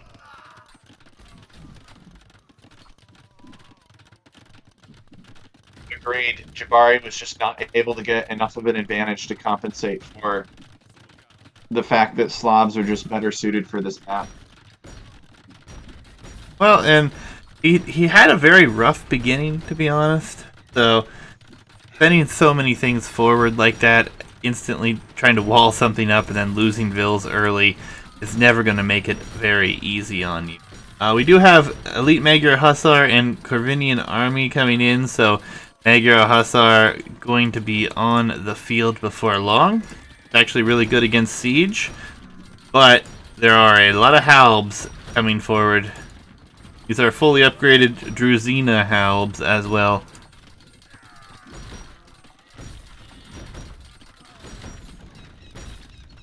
Six trebuchets will make really fast work of every building on the map as well. If there's no spam behind this right now, where Jabari get his numbers up, don't think it's going to be a very easy position for Jabari to hold on to here in the short term. Yeah, he's boomed up to over 100 villagers, but because he has to constantly take bad fights, because he's lost a good portion of his base, he just can't keep the military mass that he needs to push back his opponent. We saw this in the previous game on a arena for Captain Thomas, where Captain Thomas had lost the first half of his base, and he just had to keep fighting to prevent his opponent from taking more and more of the map. But the more he fought, the tougher the position looked for him, except now the roles are reversed. Yeah, and these Trebs weren't even focusing down this castle. The Siege Rams doing damage to it. They are now focusing it down. Will no doubtably fall. The Magyar Hussar, Elite Magyar Hussar, are trying to dive here, but there are a lot of Scorpions and Halbs behind this. I really doubt they can do a whole lot. This castle should fall without question here, and it does. And the spam through the center is just going to be harder and harder for Jabari to deal with as he gets pushed farther and farther into the corner. Does have a small number of Hussar available, but again, the counters are there. Even a castle way back in the back here to defend. Jabari definitely trying to give himself a shot here, but he will be losing forward production buildings soon. These heavy Scorpion do so much damage.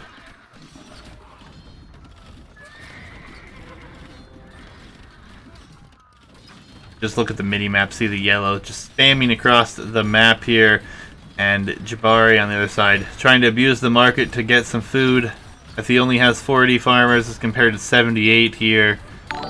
Not the greatest. Andrew, thank you for the resub in your 10 months. I think Jabari might be dead here. Jabari agrees, calls it, and Captain takes this game.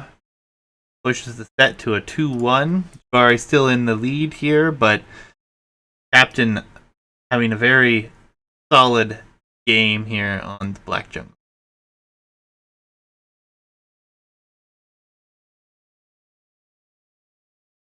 Yeah, agreed. It was well played from Captain. He did everything that he needed to do. He was able to defend against Jabari's initial shenanigans. Yeah, and maybe it did help with the civs here, Slavs up against my Magyars. Very interesting pick, but nonetheless, that will push the set to a 2-1. We will actually get to see Jabari on one of his home maps next. We'll have Arena Cove, Benbara, and Jungle added to choose from. But real quick, just wanted to say thank you again to Andrew. 10 months, man. That's amazing. Appreciate it very much, sir. And thank you for everyone who's showed up this evening to tune in to the cast semifinals here. Winner moves on to face Verstort, a best of 7 grand final. We are very excited for that. I'm going to dive into the next game here in just a moment. But it looks like it will be on Banana Cove. Heck, we've played each other on this one a few times, have we not? Oh, it's always a good time, Juicy. And I just wanted to say, I didn't, don't take it personally. I was beating up so much on the Magyars last game. So I'm sure you'll bear that in mind when you choose your words about the Byzantines in this game. Fair enough. I'm at 5 seconds when you're ready for this one. Okay, let me unpause here and get to 5 seconds. No problem. All right, you ready? Yeah. 3, All right. 2, 1, go. Jabari here in gray. This is home map here with the Portuguese. And he will be up against Captain Thomas with the Byzantines. I wish I could say bad things about the Byzantines on this map, just because that would make Text Chariot's day. But no, I can't do it. They're actually my favorite civ on this map in its current generation. In future generations, for another tournament that I'll be hosting, we have made some modifications to the water. So lots on that to come. Jabari and I will probably leave this alone for the finale, though. Probably be the same map gen. But Portuguese, probably the top tier civilization, as well as Byzantines over here for this map. It's interesting tech.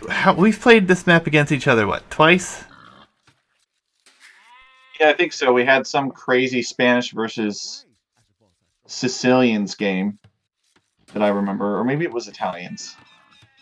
Yeah, and this is... I picked Spanish, and I went like mass cannon galleons, or tried to, and I had the water. And I think you were Sicilians, if I remember correctly. It was a lot of fun. Yeah, the fun part that I like to bring up about this map is it is the premier water map of the tournament, which is saying something, because it is very, very often we see this go to a very land-heavy late-game. Players not giving up, not calling GG when they reach or lose water rather, and are able to boom up behind it and actually push on land. It's been a very interesting map. It is called Banana Cove here. It is an arena style map, but with this water, it really doesn't factor much into the arena side of things per se. But we have seen a few unique strategies on this map where players don't even bother contesting water. FC and then forward castle unique unit into the opponent's base. So you have to keep a lot of things in mind with this map. Scouting going to be very important. Dock numbers going to be very important. Water, obviously there are 40 plus deep fish here on the map. I won't do math, but whatever 40 times 225 is quite a large number to just simply lose out on. And we'll see how these guys do. See who has the better water build here. Yeah, it's actually 43 fish that I've counted on the map so far, at least deep fish. You know, listen up. If you're Hitch, listen up, because I think I've got something really nice to say about this map. I'm sure you hear a lot of nice things about this map, but here's the way that I look at this map: is that stone wall is basically, in the early game, you can't get through stone walls, right? You can't really get through stone walls in the Feudal Age or the Dark Age. And even if you could, you'd have to walk all the way over there and beat up on it with villagers and stuff. You'd be way far behind. So that stone wall basically acts like a barrier of water would. So early game, this map plays just like Islands. Or in my view, it should play just like Islands. But what I really like about it is that, unlike Islands, where you can get caught in this stalemate situation, number one, where people run out of wood, and number two, where you maybe can't land each other and you can't flood your military into your opponent's base, on this map you actually can. There is a land bridge between you and your opponent. So you get the fun, different early game water aggression that you would expect to see from Islands, without the drawback of all that extra transport micro and trying to land and running out of wood and etc. All the problems that the Islands map seems to have. So I think that this takes everything that's great about Islands and it preserves it, and it takes everything that's annoying about Islands and casts it aside. Yeah, I mean, if Hitch hasn't heard that, I guarantee he will, because he's been bugging me about when we're casting this set. So he'll catch it in the VOD or the YouTube video. But yeah, this map, one of the favorites that we've had on the Discord and all the tournaments that I've hosted. We've seen it played quite frequently. And like I said, we have made some alterations to it moving forward for the Battlegrounds tournaments. But as far as this one goes, Jabari and I haven't really talked too much about it, but we will probably leave the map set alone going into the open division. Just that way players can prepare for what they've seen. But nonetheless, it will be very interesting. We love this map. Hitch has done a good job with some of these maps. Make some very interesting choices turn into some favorite maps of my own, and as well as a few others. So, Heck, I know you dive into your map creations as well. Yours are a bit more complex, though. Yeah, and I was just about to say that I completely agree with the decision not to change the map design between the semifinals and the finals. I think that's really fair, right? The players put together strategies, and they do all this preparation, this practice, and so there could be a rebellion if you change things too much. Now, we have changed maps within tournaments between rounds, but we only did so because maybe there was a bug, or maybe DE was updated and something stopped working properly, or somebody reported that something wasn't working the way that you said that it was supposed to work before everybody signed up for the tournament. So minor changes to make sure that the maps behave as intended is always a good thing, but major map designs, like let's say adding islands to this cove so that galleys are better, is considered a pretty big design change. So it could be a tougher sell for the players. For sure, and I mean we only changed the banana map because in the original bracket we discovered quite a few flaws with it, and then changed it to what it is now, which I think everyone can agree it is a much more balanced map now, so to say. Will be 3 docks for both players here, though. We'll see how this one works out. But Jabari does have the fire ship advantage at the moment. Third dock came up a little bit late for the captain here. Jabari was up sooner than the captain was, but Jabari also has more town center idle time than the captain does, and those first few fire ships can make a huge difference. Sinking fishing ships, it could be the difference of like +6 villagers, basically.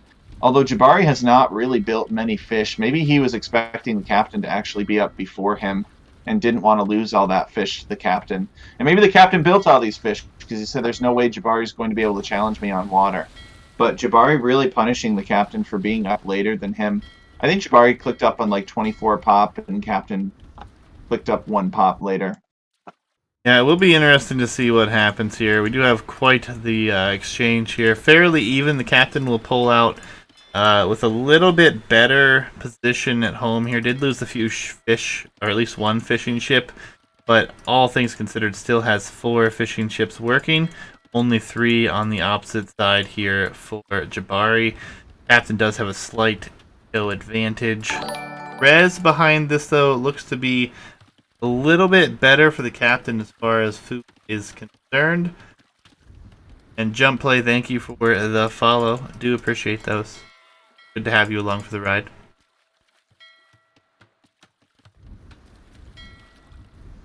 Yeah, the Byzantine fire ships, of course, attacking faster than Portuguese fire ships.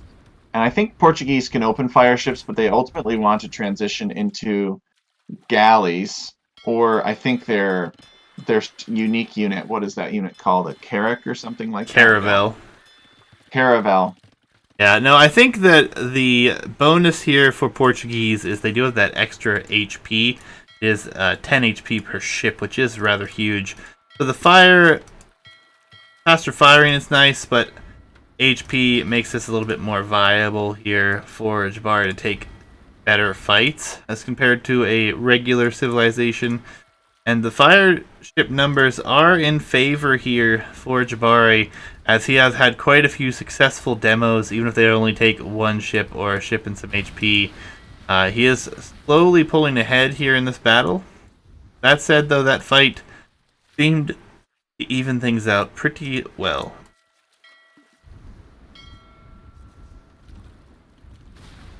I'm wondering when Captain Thomas and Jabari are just going to give up on the fight and send their fires to sink enemy fishing ships and just ignore the fires. Because you look at it, they really are not fighting over very much. I mean, Jabari has 3 fishing ships, and Captain Thomas had 3 before he just lost 1. So they probably got a total of like at least 10 fire ships between the 2 of them on the field. Yeah. Jabari has 5 and Captain Thomas has 6, but there's not that much. There are not that many fishing ships to fight over. I guess you're kind of fighting over the privilege of taking fish, but it's not exactly the same. Yeah, Jabari did add another dock as well here, so he will have the advantage. Only 3 dock for the captain still, but the captain's res looks a lot better as far as potentially going to the castle age is concerned. He additionally has the market and the blacksmith already up as well, so he will be clicking up first, in my opinion, without a question of a doubt here, as Jabari doesn't even have his buildings up yet, as he's now about to drop his market for the first time. Captain may be pushed off of water, but I believe it will probably be rather temporary. So I've got to ask you, Juicy, I haven't seen that many games on this map, at least not ones involving Byzantines. I only know from my own crazy experience what we've done. What's the meta on this map? Obviously, everybody goes fire ships as quickly as possible, and that makes sense. But what do you do after that? Yeah, I mean, the real balance here is when players are committed to water, who has the better macro behind this, and if they can control water or not. So the captain here has the better macro behind this right now. He's going to click up without having to abuse the market, as Jabari is going to try to abuse it and still be a mile away from Castle Age. And This will be where the captain will need to make up his mind. If he goes into a 3TC boom, trying to get ahead in economy, or if he continues to try to fight on water. I think he's going to fight on water, no question here, as he's still got ships firing. He still has fire galleys queued.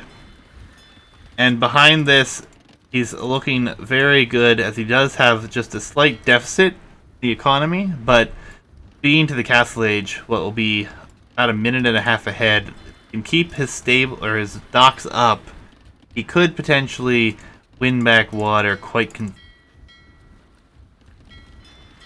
do not see repairs coming in on the dock. So he may just elect to boom here. He doesn't know how far ahead he is of Jabari to the castle age. Jabari does have more villagers for now, but he has a significantly larger amount of town center idle time than the captain does. The captain has had the better macro behind this.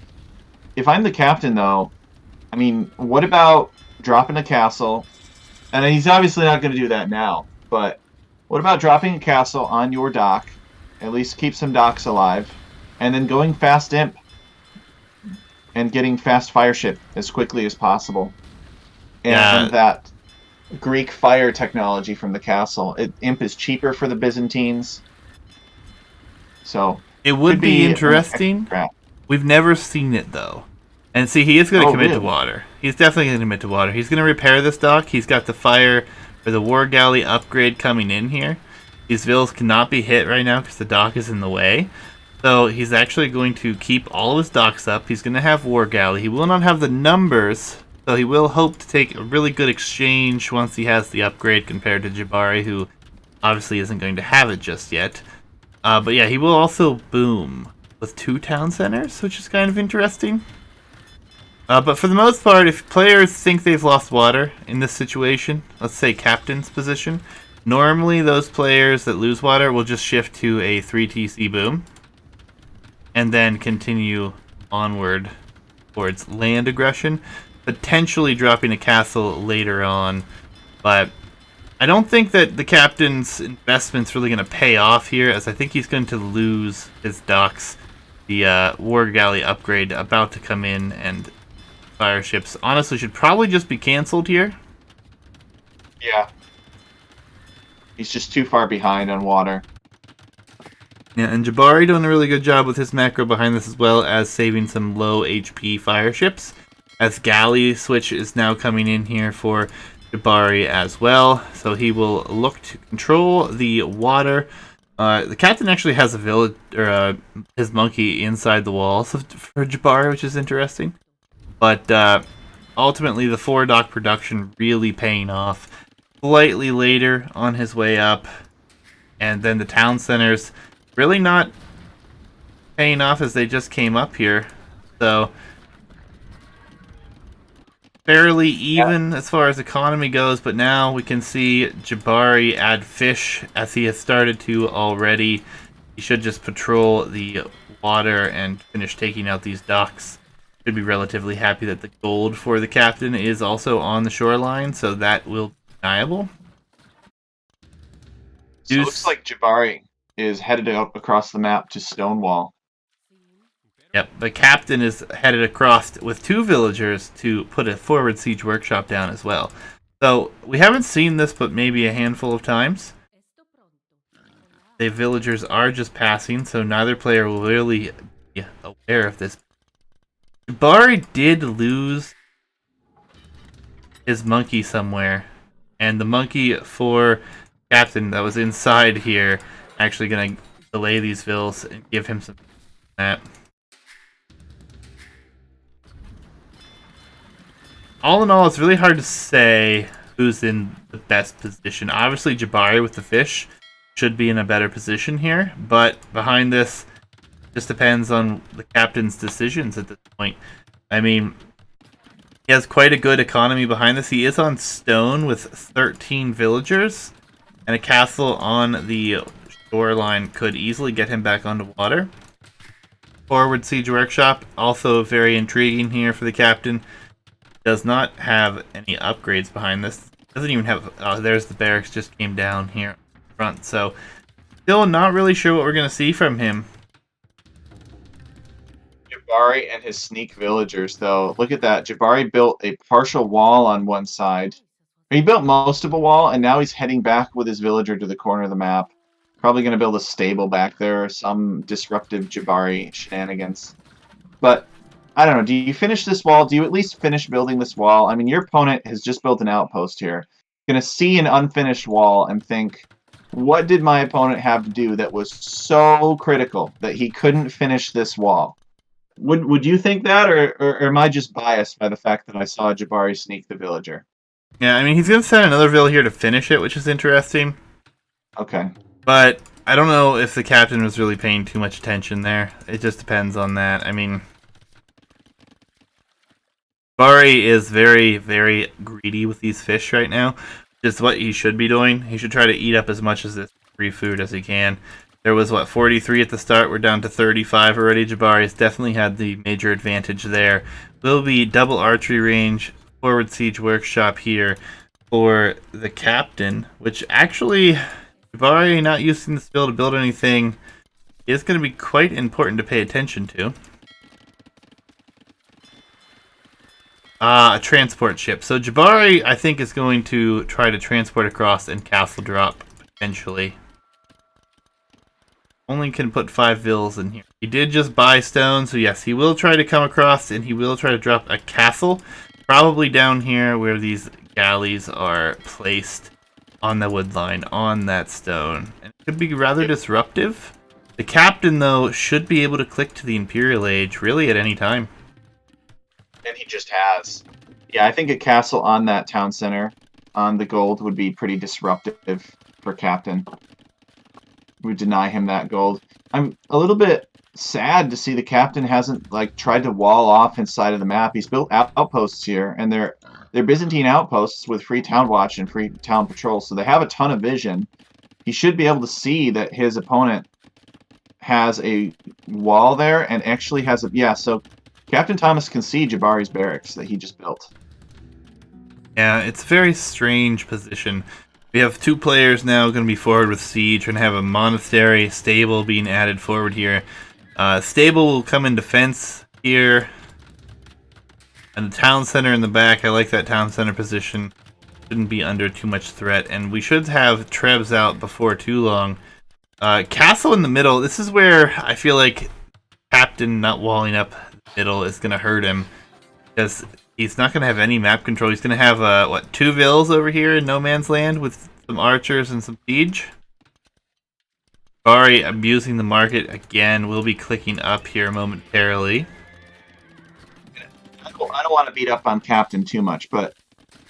And maybe this is just because I'm just a, 13 to 1400 pleb, and I don't know as much. But what do archers from these 2 ranges accomplish that mangonels don't accomplish, or vice versa? What does a mangonel do that archers can't do?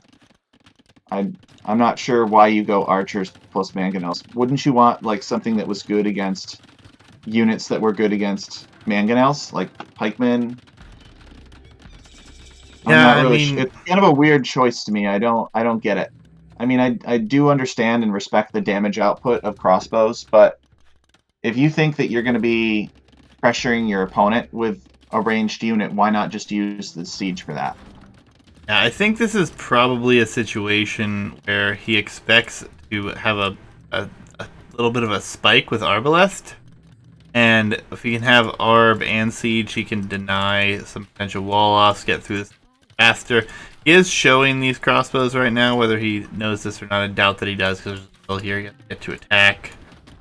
And the captain just looks like he's having some difficulty keeping up with everything right now. Loses some vills under this town center over here that's under attack. A knight here as well. Looks like he's paying attention to the other side now. Yeah, he's going to try to move in here, try to get some damage done. Jabari will be relatively pressed to defend this position, but at the same time, back home, kind of hard to defend this for Captain. So lots of micro on either side, and yeah, Jabari will actually buy some more stone and get a castle up here. So this attack, all of this investment here, not going to do a whole lot for the Captain.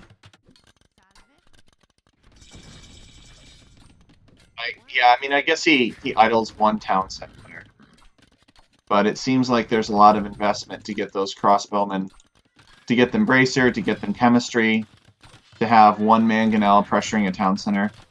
And meanwhile, Jabari has he's killing a trebuchet with a mangonel, or trying to anyway. It just seems like Jabari's forward has been a lot more disruptive. I agree. And I think this is part of that map control that the captain, I don't think, committed one way or the other. And I think this is kind of hurting him here at this point in the game. He's going to go into Bloodlines now. Maybe going to think to add the Cataphract, potentially. It's really just a different position he's taking here. His forward is doing a good job to idle this TC, but there are some buildings here for Jabari going into what will no doubt be Hussar Cavalier himself soon. But ultimately, Jabari very, very comfortable, and as far as the food economy goes, Jabari even added a dock in the north, only 26 deep fish remaining, so he continues to take advantage of this. Oregon gun actually out on the front here, and take out the outpost and work on these houses, just trying to apply pressure everywhere he can, and the captain, even under so much stress, Galley is going to start to pick away the HP of these villas in this freshly built lumber camp here. Jabari even has quite the... The captain has gotten a bombard cannon out.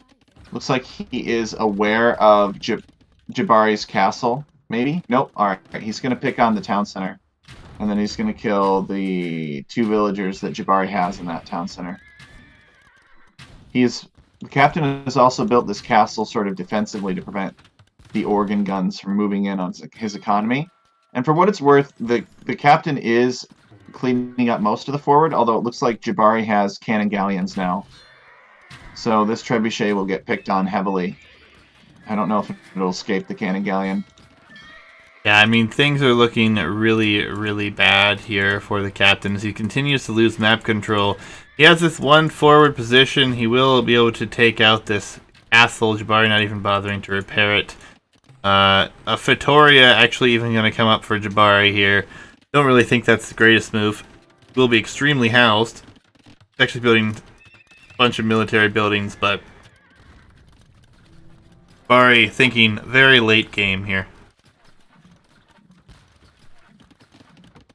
So Captain Thomas finally getting Arbalister. Being shortly. I think he wants in on Jabari's base.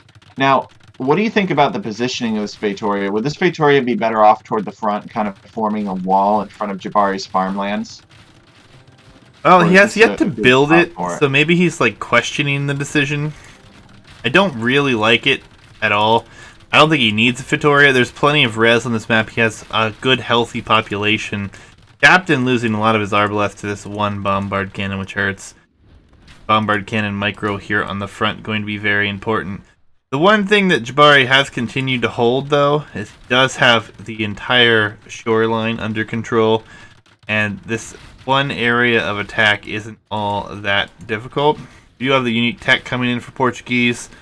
Arquebus, which I believe is like ballistics for his siege, as he will take out bombard cannons relatively easily here, as the captain is busy looking elsewhere, and that pretty much clears up this attack at Jabari's front. Cannon galleons ranging a ton of things here, including this stone. Captain just continues to get pressed for space here. Jabari holding control of most of the map at this point. Very comfortable. What do you do against cannon galleons like this when they're on your castle? The best I can think of is maybe you make redemption, not redemption, you don't even need redemption monks. Monks with block printing to try to convert them, but then your opponent will just micro the cannon galleons back and then kill your monks with their own war galleys or galleons. So It's really tough. You may just have to accept the fact that you're not going to be a maritime civilization and just build all along the edge of the map and try to gut your opponent's eco through that way.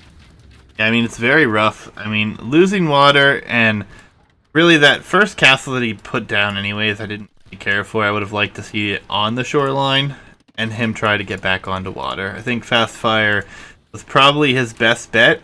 That takes the options away from the from the Portuguese to go into Caravel, to go into Galley, to have these cannon galleons, which are doing oh so much damage here. And they've cleared off this whole shoreline. There's a gold and a stone rangeable. Buildings have continued to go down. The second town center up here in the north will go down. That castle, I believe, is rangeable. And on the backside, everything forward is being cleaned up. The archery ranges will go down soon.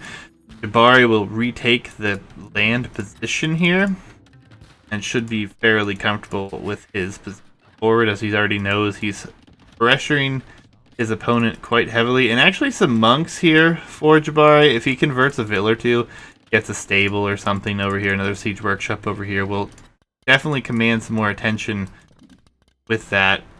Bombard cannons continue to go forward, not going to stick around for this kill these archery ranges. Actually going to try to save his castle, which actually looks like the Treb went down already with the Cavalier Jabari has. I mean, Jabari's in such a good position, I just don't know how he loses it at this point. I mean, his fishing economy alone is 21 fishing ships down to 20 fish on the map. This is a very difficult map to come back on when you lose this much control. We have lost control of water, and we have lost control of pretty much half of the landmass. Saying a lot at this point because the landmass is already cut down by a significant margin. Yeah, I agree. I think Captain Thomas needed to go more aggressive after he was pushed off of water. I think we needed a castle drop or something on Jabari's walls, and the siege, and maybe a monk push, or a defensive castle and a fast imp into fast fire ship. Something to do damage to Jabari after Jabari did all that damage to him with all those fire ships. And it could have been good too. Like, he could have used that faster castle age and said, all right, I'll just let you have water. You've got 10 fire ships sitting on water not doing anything. I'm going to let all of that investment just rot there on the ocean while I come and drop a castle on you and push into your town that way. I think that could have been a pretty good way for Captain Thomas to come back into the game, but Jabari took the initiative and was the aggressor here, and I think he's being rewarded for that. Yeah, couldn't agree more. I mean, Jabari continues to press forward here. He's actually going to add in hand cannoneers, it looks like, which will deal with the infantry quite handily. I mean, going full bombard cannon, hand cannon, it's going to be very difficult for the captain to defend. He does have a good bit of res in the bank. He just kills one of his own bombard cannons. But it will be very difficult as a get out of my game castle is going to be coming forward here for Jabari. This one, I don't even know if this one goes up, to be honest. I don't even know if he's going to be able to start the foundation either at this point.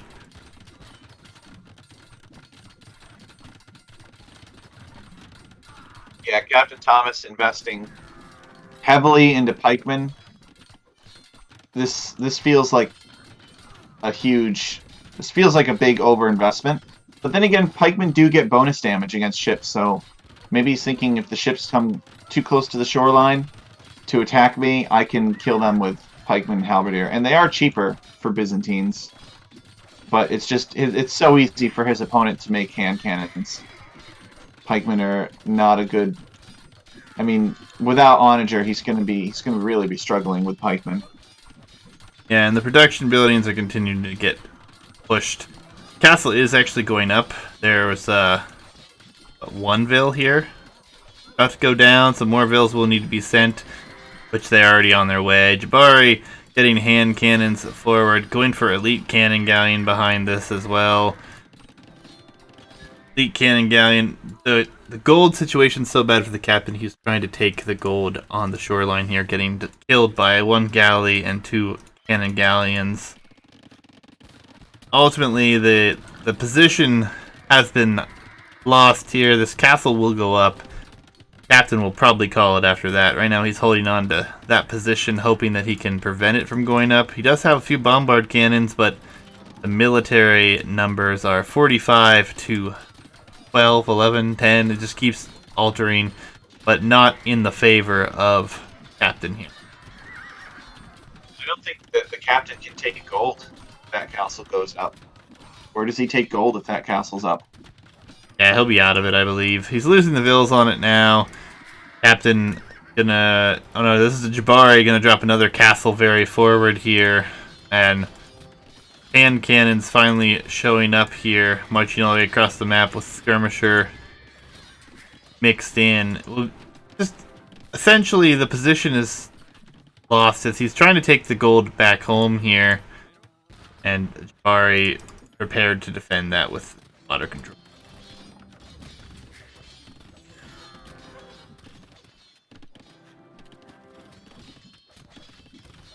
Res for Jabari is looking extremely good. He does have the one Fatoria here. Honestly, I think he should probably just kill like 20 vills at this point and just mass his military even more, as he's got 13 idols just sitting here that the one town center did go down. Castle is going to be attempted to go up here as there's a bunch of light cav and Jabari doesn't even care. He's just going to keep sending vills in here.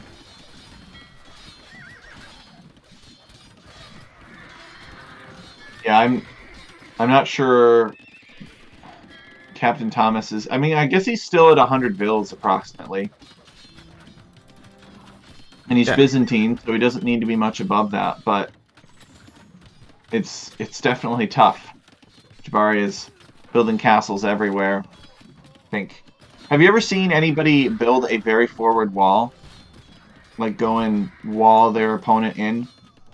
For the most part, it's On just this like map? right where Jabari's wall was. They find wood lines in this small choke, and that's like the most they get as far as walling.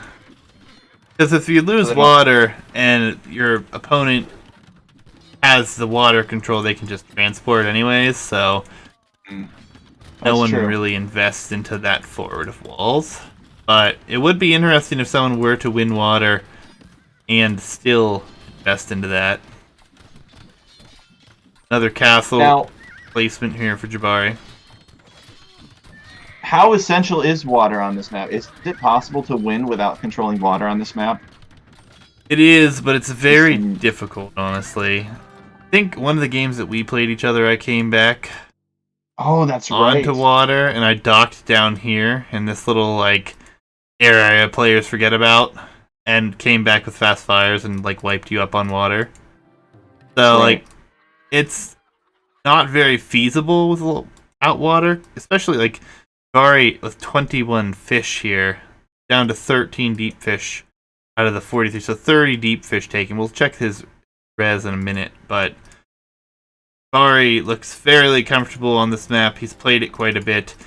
Don't know how often Captain Thomas has played this. I don't think he's played, but maybe twice in the tournament on this one, to be honest. So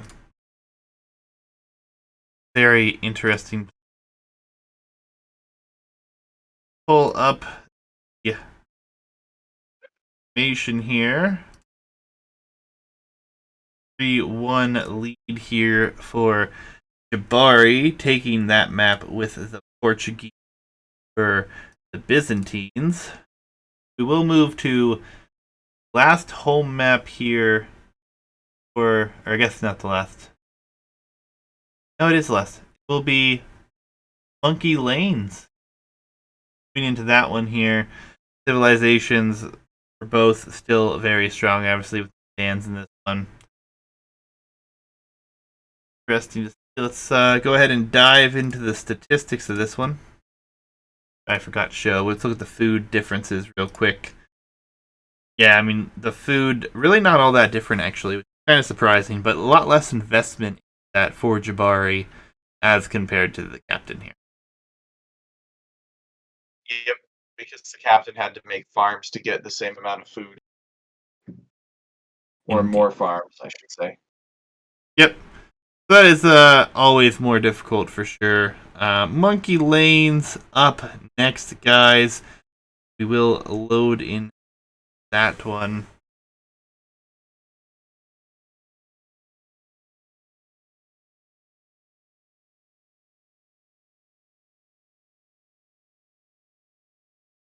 I'm at 5 seconds when you're ready. All right, go ahead. 3, 2. Monkey lanes. Why don't you go for the Civ introductions there, Tech? So in the northwest, we have Captain Thomas playing as the Blue Berbers, and in the southeast, we have Jabari playing as the Green Britons. Yeah. Both Civs, interesting choice. Britain's more of a snowbally Civ. Berber's more of a free stable knight spam and early castle age Civ. But having this map here, walls fairly common. If the walls do go up, Britons I think are probably favored here. Just because obviously this is a very snowbally map. Britons were actually thought to at one time be the main civilization choice for this map, but it has been back and forth. It's highly debatable, but we do still see Jabari taking them here. Yeah, Britons, I understand because they can park archers literally in the middle of these two lanes and pretty much be able to see everything. Their vision on their archers is very large because they have extra range. So I understand Britons, but Britons still have a decent pike siege push if it ever came to that. Their opponent started making lots of skirmishers. I don't understand the Berbers pick though. Captain Thomas, surely he must know that his opponent can pretty easily wall off, although maybe not on this map. This map is actually looking pretty open here. But in general, it seems like players can wall across their lane more easily here than on a standard Arabia map. So Yeah, I Jabari don't definitely really getting. understand. Yeah, I don't understand Berbers too much, unless maybe he wants like faster villagers to be able to build a wall of his own. I don't know. What do you think? Yeah, it's a really rough map gen for Jabari. I think that actually two of these forward wood lines that are closer to the captain are supposed to be closer to Jabari with this generation. Uh, Normally you start with like 4 small wood lines around you, which is interesting. Jabari being very aggressive yet again, though, will be rewarded with at least 1 villager pickoff, I believe. Yep, and will barely lose any HP here. Sure, Jabari will be quite pleased with that position. He has always been aggressive with this, but walling up for Jabari will be quite difficult on this one. That said, it wouldn't put it past him to give it a shot. I think as much as Jabari likes to wall the open maps, he will probably be fairly comfortable to do so here. Yeah, Captain Thomas not taking any more chances after that, getting loom immediately. I don't understand this forward lumber camp from Captain Thomas. I mean, he's aware of the back wood lines. I could understand like not building a wood line on either of the lanes because you don't want to open the lanes up and open yourself up to raiding if you plan to finish the game early. But to build a lumber camp on your literally your forwardmost wood line, it just I don't did he not I don't know if he didn't know about it when he built that lumber. Maybe he didn't know he had wood lines in the back, or maybe he's planning on being super aggressive so he doesn't care that he has that many villagers forward. Yeah, forward lumber camps always baffle me on this map, to be honest. I don't know why you would elect to go for a forward lumber camp. Especially this map has been very popular for forwards such as Man at Arms into towers. Just a very rough position overall. Jabari actually taking some hunt. Little Ginger, thank you for the follow. Appreciate it. But Jabari gonna be up 1 vil, it looks like, because of the loom coming in here and because of the villager kill. A little bit more idle time for Jabari, or he may be closer to technically like a 2 vil lead, but the monkey for the captain goes down here. Did kill the monkey for Jabari, so One thing about this map is if you lose your scout, it's not the end of the world, because your starting TCs are in fixed locations. Jabari, though, walling up completely, and by minute 9 will be full walled. Yeah, it's a tough wall off, but compared to other Arabia maps, I feel like it's not that bad. Yeah, especially when you pre-prepare and have some buildings forward here as well. That makes it a slight here. You will be clicking up just slightly faster. Captain will click up now. There we go. So they're both going up 22 pop. Jabari will pull back from the hunt out on the front, leave a little bit of the deer to rot, and come back home under the berries. He actually just now brought in his boar. I don't know if he just did not scout that or just elected to avoid it since he had the hunt out here.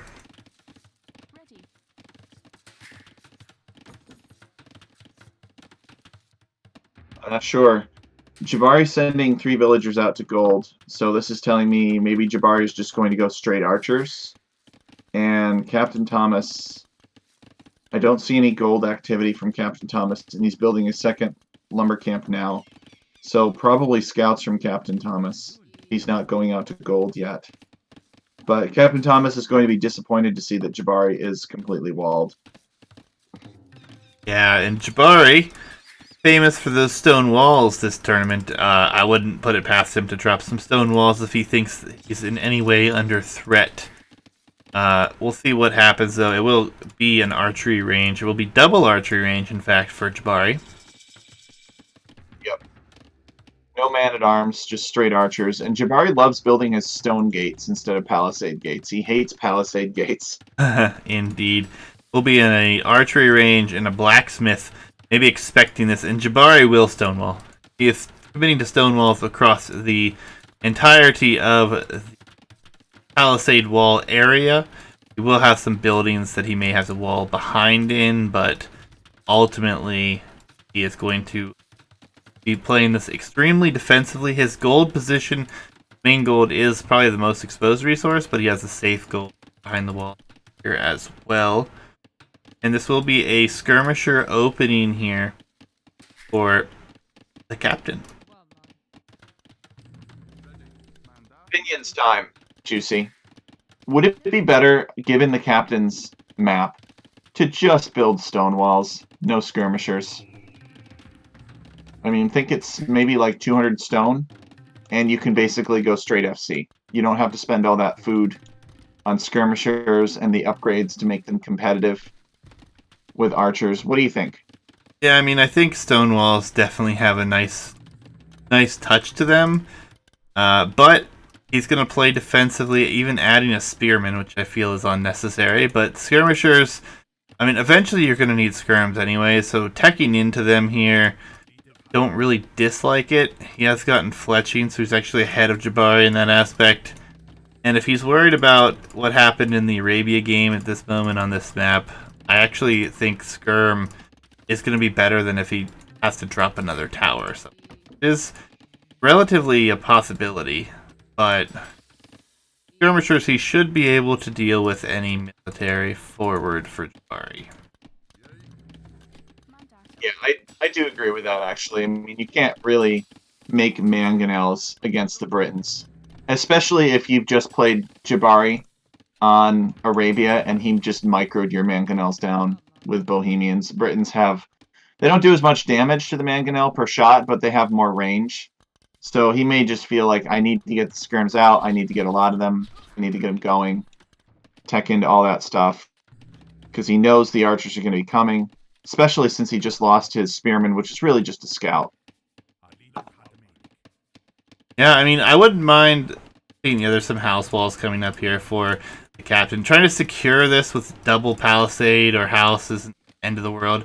The archers will arrive just in time for these skirmishers to have the armor upgrade click in here. So archers will have to be microed well for this to really work out here.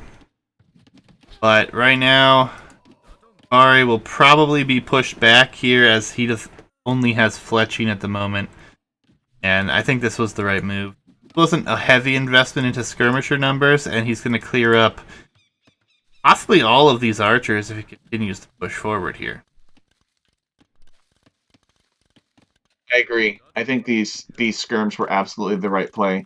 He could have made scouts, and there is the temptation as Berbers. I'm a cavalry civilization. I have to make scouts. But Jabari could have easily added spearmen, and the scouts would not have been able to get in to do damage, and they are more expensive than skirmishers. So I think the skirmishers were the right play. See if Captain Thomas can find that gold that Jabari's on, take him off of that gold. That'd be pretty annoying. He doesn't know about the gold right now. He is moving over there. Yeah, and ultimately, to push your opponent off of this gold is very nice for himself. He will elect to go to the next gold here, so he knows he's forcing some sort of a reaction out of his opponent here, which is always a plus. And honestly, now that he's saved that stone, I wouldn't mind seeing Captain Thomas drop a market and sell it as quickly as possible to get as much value out of that, since he knows his opponent won't be able to sell it, and attempt to get up to the next stage just that much faster.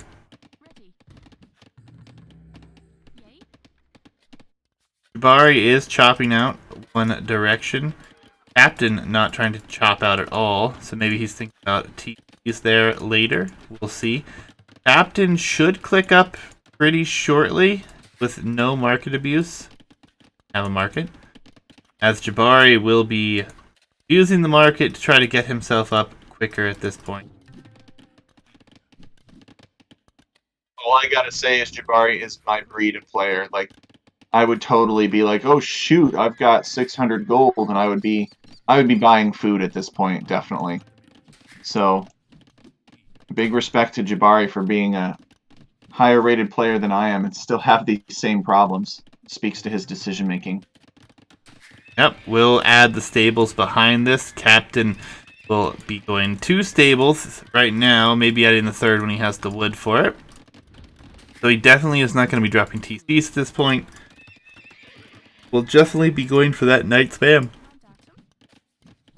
I don't know that I agree with that. He is going to be ahead to Jabari in the Castle Age. Maybe he doesn't know that and feels like he needs to do damage if Jabari will be ahead. But Jabari is just going to build Stonewall after Stonewall behind it. It'll be just like the Black Forest game. Those knights are not going to get in. He'll need to add forward siege, I think, if he wants to have a chance at getting in with knights. And even if Jabari gets a castle up, it'll be very difficult to push. But we'll see. Maybe he will commit to a forward siege workshop and break in. He is going to be ahead to the Castle Age, so have a little bit of a time advantage. Yep, indeed. And honestly, it might be an interesting yet unpopular choice. But what do you think about if he were to go janitors at some? Well, here's how I look at that. Janitors are basically mobile skirmishers. So everything that skirmishers can do, or everything that janitors can do, skirmishers can do better. Because in Age of Empires, part of the cost of anything, you pay for mobility. And Jabari's made a couple scouts and is pushing back the skirmishers. You pay for mobility. But the thing is you very often don't need that mobility from janitors. So I think most people would agree that janitors are not really a great unit.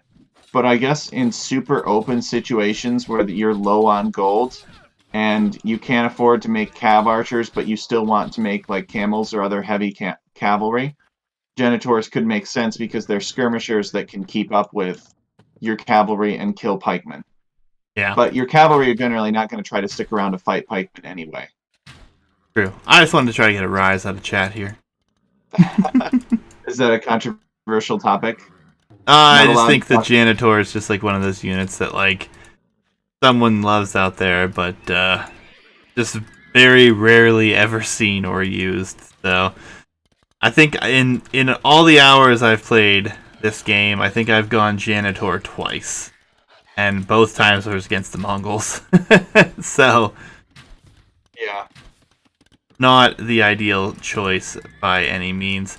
3 TC boom behind this for the captain, 2 TCs up already for Jabari. Now, Jabari has clicked out here to this lane and will likely head in that direction to try to prevent his opponent from chopping through, or maybe just securing some of that res for himself.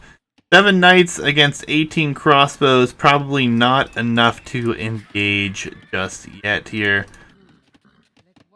Captain will need to pull back some of his villagers, and he does do so. Jabari can totally camp this wood line right here. He can build an archery range and prevent Captain actually, wait a second. They're not chopping on the same wood line. Never mind. But Jabari doesn't know that, actually. So you build a range up next to that stone on the left-hand side, and maybe you've got like 4 archers there. And if your opponent tries to chop to the outside, then you harass him. And if he sends a mangonel out there, you mass up your archers and then come and snipe the mangonel. Point is, whatever's on the left-hand side is now Jabari's in the left lane. Yeah, indeed. Indeed. Otter, thank you for the raiding party. Bricks AOE, thanks for first time chat. Yeah, it's Otter. Yeah, I mean, this is such a difficult army to deal with for Jabari. The way he will just sit here and micro this. I mean, probably taking the best fight he can right now is the captain. He does have the villager lead, although he does need to on-garrison his C. Has quite a few of them there garrisoned up, but does have the economic advantage and did take out a good number of crossbows. Obviously, the farming eco behind this is just massive for the captain. Golds are relatively safe. Does he even see gold in the back? He does. So he sees all of his golds. Sees that his stones are forward. So he should be relatively happy with his position. Sorry, we'll be adding a mangonel and monastery. Night numbers not really being replenished as quickly as I'd like to see here, though, for the captain. So he's going to need to answer this army yet again. So Jabari does not know that Captain Thomas is not chopped to the left lane. And he does know that Captain Thomas is beginning to chop to the right lane. So Jabari knows that his opponent is probably not in the right lane and may or may not be in the left lane. Yeah, and no checking for either player there. Obviously, Jabari would be the one that needs to. It's going to be very difficult here. Little Ginger. Very interesting comments. But we'll see what happens there, man. Hard to say. What the heck are they even talking about in chat? Good question. 3 rules in Juicy 45's chat. No politics, no religion, and no janitors. Controversial topics. No janitors. That's priceless. Kados would be very upset with that decision. That word. Stables will be going down in the front here, and honestly, I feel like Captain might just be trying to save up his knight numbers, and he will be trying to take a very decisive fight here. Jabari would have to run with some crossbow numbers.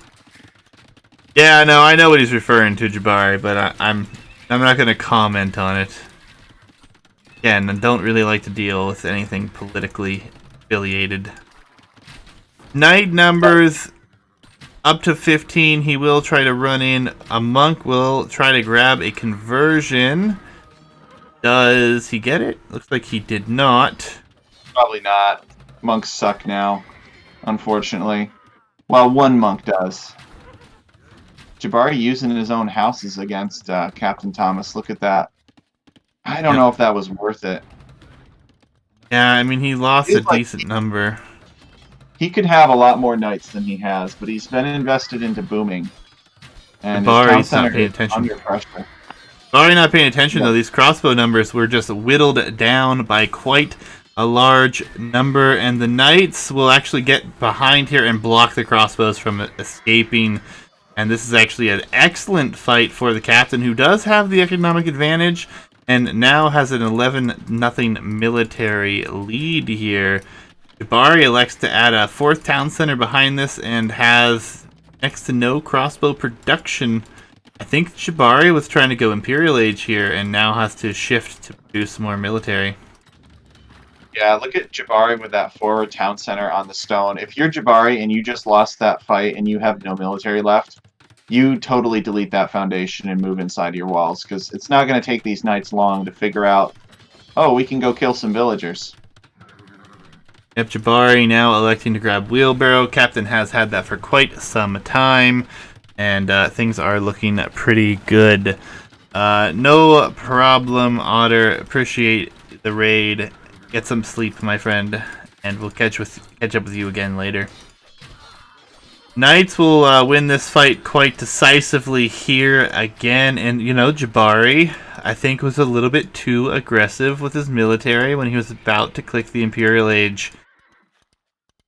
And now he's struggling for military numbers. 4 military out on the field. Jabari even selling some resources off. He is not producing archers. I hope he's not going to try to go into Imp here. He literally has no military. I think he is, though. I think this could be a massive mistake, though. Imp with no military to benefit from the tech advantage. Maybe a little bit. Maybe Captain Thomas was faking dying up here. Maybe he said, Jabari is used to killing me, so I'm going to pretend like I'm dying and then swarm in with a bunch of knights. Yeah, I mean, the knight numbers are up to 15 again here. Imperial Age on its way for both players. Jabari probably doesn't think that the captain was in such a good position after winning that fight, but now I'm sure he has to be worried after seeing the score deficit. Is it longbow greed? Is Jabari just one of those players that just absolutely loves longbowmen? He's building another archer range, so maybe not, but I don't think we're going to see longbowmen from him, honestly. I really doubt it. He's not on stone at all. He's on his way to the Imperial Age, and he won't even be able to build siege. He's going to need all the military numbers possible. He's got 10 military on the field. Oh, Jabari's town center is that forward town center. It's researching Imperial Age. Could you imagine if Captain Thomas just dived it right now with all of his knights? 18 knights.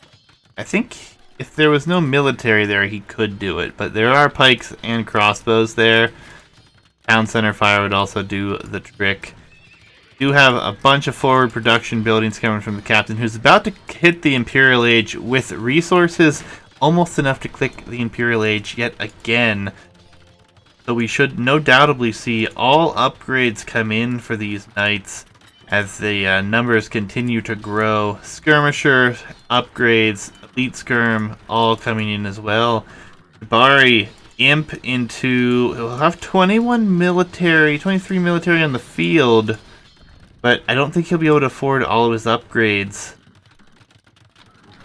So, look at this. Jabari has scouted his opponent and seen that there is leaf terrain here.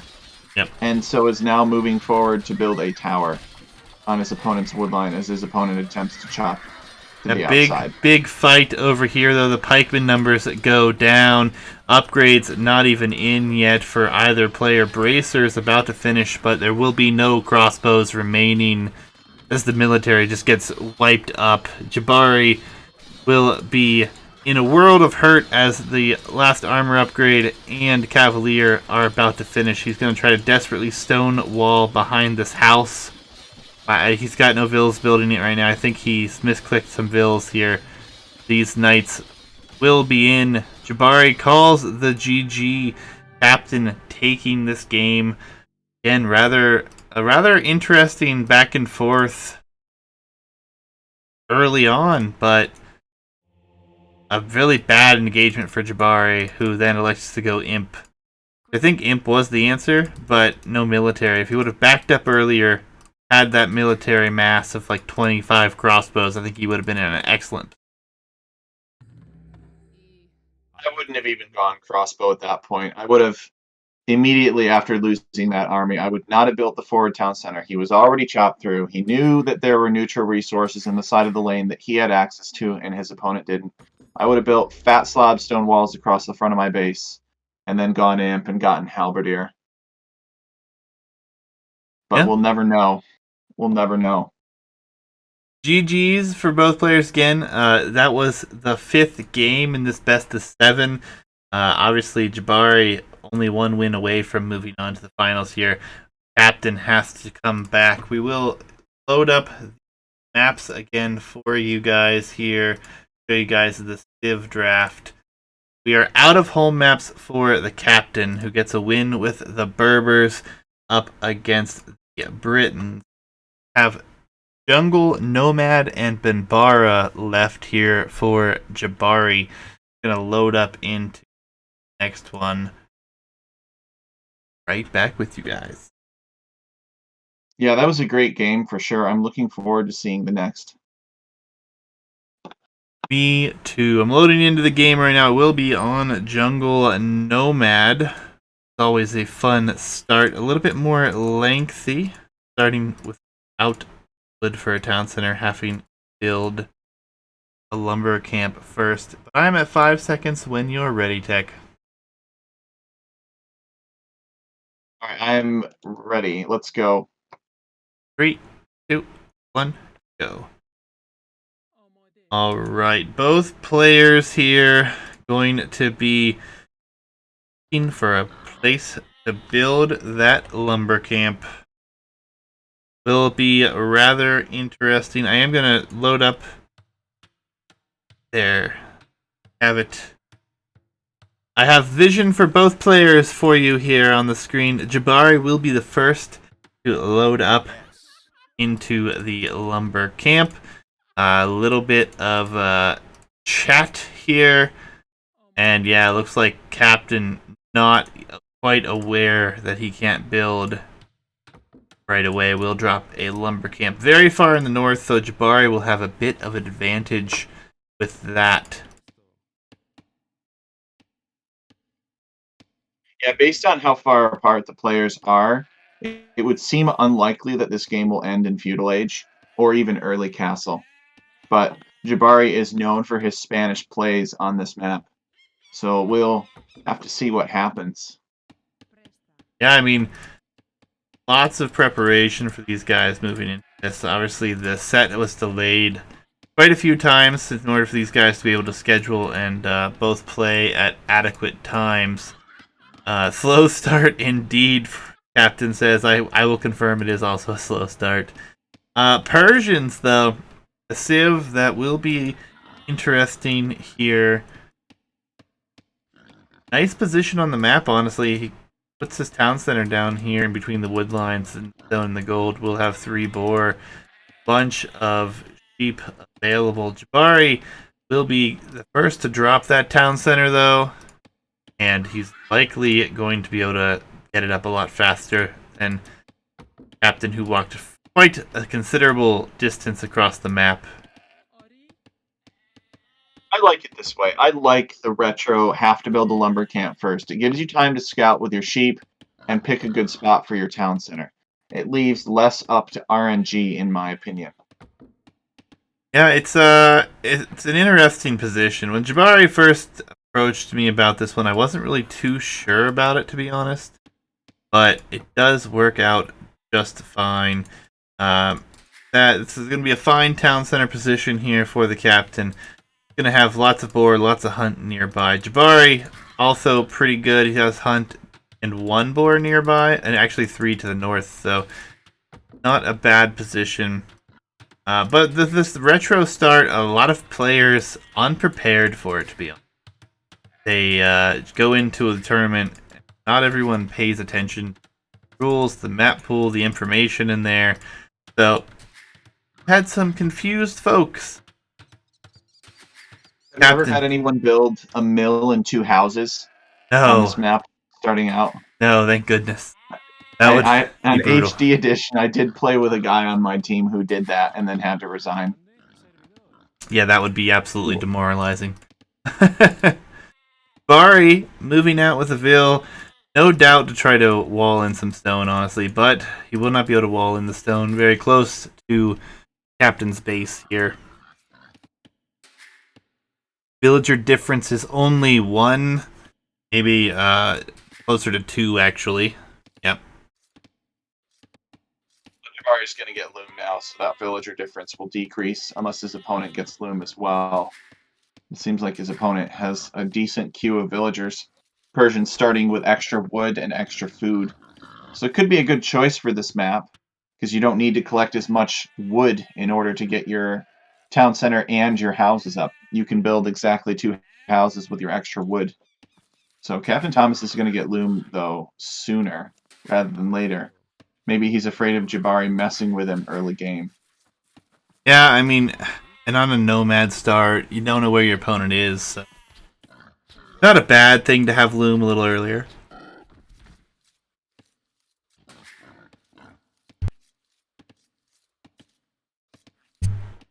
Game 6, though, Jabari's home map. He obviously wants to put this away. Doesn't want to have Captain a chance at Benbara. But the Captain really trying to press on here, wants to get to that game number 7. Personally, I hope we see a game 7. Would love that to be the case. But we'll have to wait and see, guys. Spanish against Persians. I think Persians are a very nice civ, very interesting civ, but I feel as if Spanish are a more top tier civilization on a land nomad. Well, I'm going to be biased. You know me, Juicy. I'm going to say that the civilization that has better monks is the better civilization. Okay. But Persians do have some pretty strong army composition. I mean, if Persians can ever get to that paladin plus commander on crossbowman, it can be pretty tough for the Spanish to deal with. The Spanish, they don't have access to camels, so their answer has to be pike plus siege. But the Persians have some very good raiding opportunities. Their knights do more damage to archers, so and they have solid eco. They've got better eco than the Spanish behind it. So if the Persians can rely on their eco bonuses to get ahead in the game and stay there, even though the Spanish, I think, do have better choices than Persians, ultimately better options. Spanish are a very technologically advanced civilization. They have a pretty open tech tree. But the Persians do have a better economy than the Spanish do. So it's all going to come down to, can Captain Thomas leverage the Persian bonuses to build a better eco? And even though maybe he doesn't have quite as much flexibility in terms of tech tree, can he take advantage of a better eco and survive that technological disadvantage? I think that's going to be the big question for the game.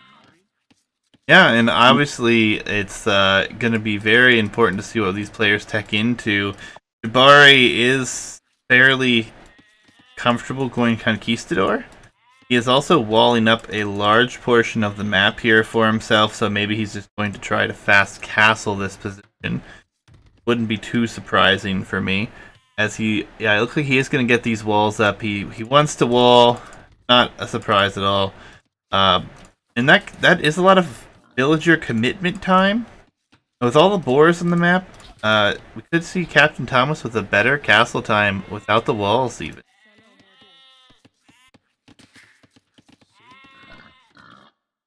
Yeah, Captain Thomas with only 5 seconds of town center idle time, and Jabari with 46.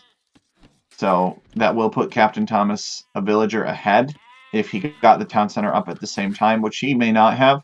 But also remember that Captain Thomas's town center works a little bit faster because he's Persians. Yeah, but I believe, isn't that take place in the feudal age, so that bonus doesn't quite affect his civ at the moment. I believe they changed that. They nerfed the Persians that way because they were just too good with that in Dark Age. But nonetheless, it will still play into the fact that he will eventually gain a villager advantage because of that. Along with that, he is not walling. So Jabari spent 2-3 vills worth of idle time walling. So his worker efficiency should ideally be a little bit worse due to the walk time. But somehow it looks like Jabari actually has a higher worker efficiency. Interesting. Yes, you're right. I just checked it. The Persian work rate doesn't kick in until feudal age. I don't know when that was changed. You seem to allude to the fact that it was changed at some point. Yeah, I think it was actually fairly early on with DE. They had changed the Commander on text and everything within like the first 3 to 6 months, I think, of the game coming out, and then like the following patch they nerfed them because I was playing a lot of Persians back then. I actually thought that TC idle time was OP, and apparently the devs agreed as well. Although it will really play into effect in the next age, and the captain is almost there. Only going to be one villager down here at the moment. It looks like he'll probably end up being ahead villagers, as he's going to be down 2 right now. But as soon as feudal clicks in and that bonus starts to come into effect, should be good. The captain also looking to be clicked up to Castle Age relatively quickly behind this.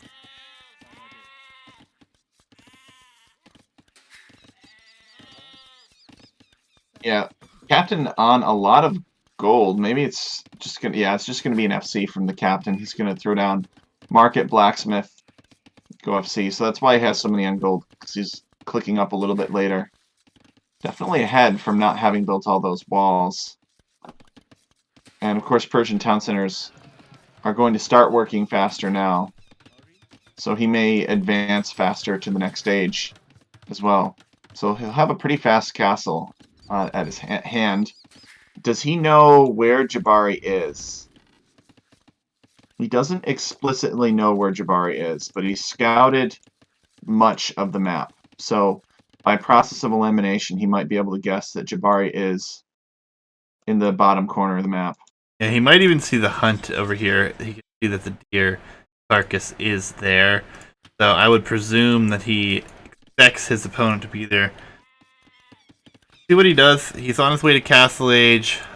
Relatively fast. Jabari, Blacksmith Market on their way up. Not quite built just yet, so going to be a decent advantage as far as Castle Age time concerned. And Captain is going to drop the barracks as well. Town Watch coming in, so Castle Age behind that also delays that by a few seconds. It's going to be about a minute 15 seconds ahead to the next age. Captain has been taking a little bit of stone here with these 2 vills just now, but Jabari has already shifted onto stone and has been there for a while. Conquistadors will no doubtly coming. So Jabari has got 5 on stone, or has 4 on stone. He's sending a 5th. So I do think that Conquistadors are going to be the play from him. Yeah, he's actually shifting a 6th villager onto it now. He'll probably still have to buy a little bit. I think he'll be a little short. Maybe he'll have the patience just to wait, however. Captain Thomas reaches the Castle Age. See what his immediate decisions are. He will do 1 knight in this stable. And it will be another town center out here on the gold in a forward position. I actually really like that town center. On the wood line, on the gold. Getting yourself across the map. Conquistadors as town centers will be quite important to defend with. Knight is on its way out, and then Bloodlines shortly there to follow. Ari about to hit the Castle Age. 20 seconds. Will still be short a little bit of stone, and actually he buys some stone here at this very moment. Yeah, I like both of these plays, and I'll tell you why. The knight, where there's 1 knight, there's more knights. So this knight, in addition to being a scout, could scare Jabari into building that castle defensively. So that's point number 1, is you don't want the Spanish player dropping a castle on you because they're Spanish villagers, they build faster. Now Jabari will have to build that castle at home. So that is 1 fewer castle that he has to worry about being built on his town centers. And the other play that I really like from Captain Thomas is that he's building these town centers forward. He's securing the first town center that he built was on the gold and on the wood. I think that's a great town center. Second one is on this cliff, which is kind of awkward. I feel like somebody could stand on top of this cliff with a mangonel or conquistadors or something and range it. But It's not a terrible town center either, especially considering he doesn't have many other good mineral deposits or other options. But building these town centers forward will mean that Jabari will be kind of pressured, not pressured, but he'll be biased toward pressuring these town centers instead of maybe running back to see what else Captain Thomas has. No, 100% agree with you there. And the castle will go up. Like it will take out one knight before the captain's able to realize. But it is going to be 3 town centers to 2 town centers. Faster working town centers for the Persians. Gonna need some more on food though to keep them all running. Only 6 on food for both players. Conquistadors are in the queue already though. And what do the Persians do against this? Monks are probably a nice option early on. But no monastery. It looks like it's just going to be knights at the moment. Yeah, I'm not sure. Persians get some of the most terriblest monks in the entire game. They're missing. They only get fervor and herbal medicine in Castle Age, and in Imperial Age they get block printing and theocracy. So Persian monks are quite terrible. They only have 30 HP. They don't have 45. I mean, in theory, Persians do get skirmishers. Their skirmishers can't be fully upgraded because Persians don't get bracer. But in Castle Age, there's nothing wrong with their skirmishers. But I could understand if the Persians didn't want to invest in them. But the thing is, you need an answer to conks. So what else are you going to do? Exactly. And I think that's kind of the situation we're going to see here. Town Watch coming in immediately upon seeing these few conquistadors. Jabari actually going into a 3TC boom behind this himself. He will be behind by a small number of villagers at the moment. So the economy again looking very, very good here. And the farm numbers finally starting to get up there for the captain to be producing out of all of these. There's a chance that we just see camels, but it looks like skirmisher is going to be the option as we have 1 range reduction on those, but they are not elite yet, so that is going to be a difficult position as the conquistadors will be likely to advance in numbers, but Jabari just focusing on his boom right now. Yeah, maybe Jabari feels that he would be better off getting his opponent to overreact and make like 30 skirmishers to deal with 2 conquistadors. Well, he booms behind. He's adding a 4th town center now. Yeah, 4TC boom behind this. Spanish Vills, we also can't forget, could have supremacy at some point down the road. Could be a very good unit for some offensive skirmishes if need be. A little bit of a lack in worker efficiency right now for the captain. He's going to have to figure out this town center over here, dropping some more farms. Elite skirm upgrade has completed. There are 3 skirms here, so those should be able to push these conquistadors away, although they don't have fletching or armor. Or no, they do have fletching and armor is on its way. I think Bodkin is more important for these skirmishers. When a conquistador has 16 attack, plus 1 armor isn't going to be a big difference. No, I agree, and he will be able to hold his position for now. This 4TC boom for Jabari, we'll see if it pays off. Right now, he's at a small deficit of villagers. It's not by too much, but the captain with a lot more idle TC time. Nice pickoffs here as the skirms will now come forward. Jabari is going to actually try to micro these, and against these low numbers of skirmishers will likely be able to do so relatively efficiently. Captain Thomas is going to have to get ballistics to deal with it, which will be annoying. But what's interesting is Jabari is adding a 5th town center. 5 TC boom from Jabari. Yeah, Does Jabari know how many town centers his opponent has? He's seen at least 2. He does not know about this town center that is kind of forward and on the cliff. So if Jabari ever found out about that, he could probably get 2 or 3 villagers picked off easily. Captain Thomas has built farms quite far away from that town center and forward. Yep, and the eco upgrades are just simply better for Jabari. Wheelbarrow gold mining upgrade coming in already at Bosaw and Heavy Plow. And the captain not with but Dark Age upgrades. This castle will go up here. Might cost a few vills, but the skirmishers are there and the castle will undoubtedly go up. It's actually a really good position here for Jabbar, or for the captain. Honestly, I think a play that we haven't really discussed as a possibility, I think he should wall Jabari into this corner. He has outposts everywhere. Captain has really good vision on his opponent, or at least knows where his opponent is set up entirely. I think he should wall this southern portion, honestly, just to force the fights into one location, get the mobility away from these cores. I agree. Now, he might be afraid that Jabari will see it and send the conquistadors over there to pick off the walling villagers. But if Jabari's on his way over there, he'll see it because he has outposts in place. So I agree with that 100%. Wall that section off. I mean, Persians are not known for their walls. They don't get fortified wall. But, I mean, a stone wall is still a stone wall. Look at Jabari with this obnoxious mangonel on this hill. On this cliff, really. Yeah, it's a great location for it. And looks like the captain's going to send some vills back, actually. I don't think he's expecting to defend this, to be honest, at this point. You have a knight or two in production, but the knights only have +1 in the way of defense. And the conquistadors are there as well. It's going to be quite difficult to deal with that, honestly. Now, does Captain Thomas know about this gold in the back? Yes, he does. So he's got a big gold right up close. It's kind of inconvenient to take because it's right next to the wood. But it is there, and he should consider taking that.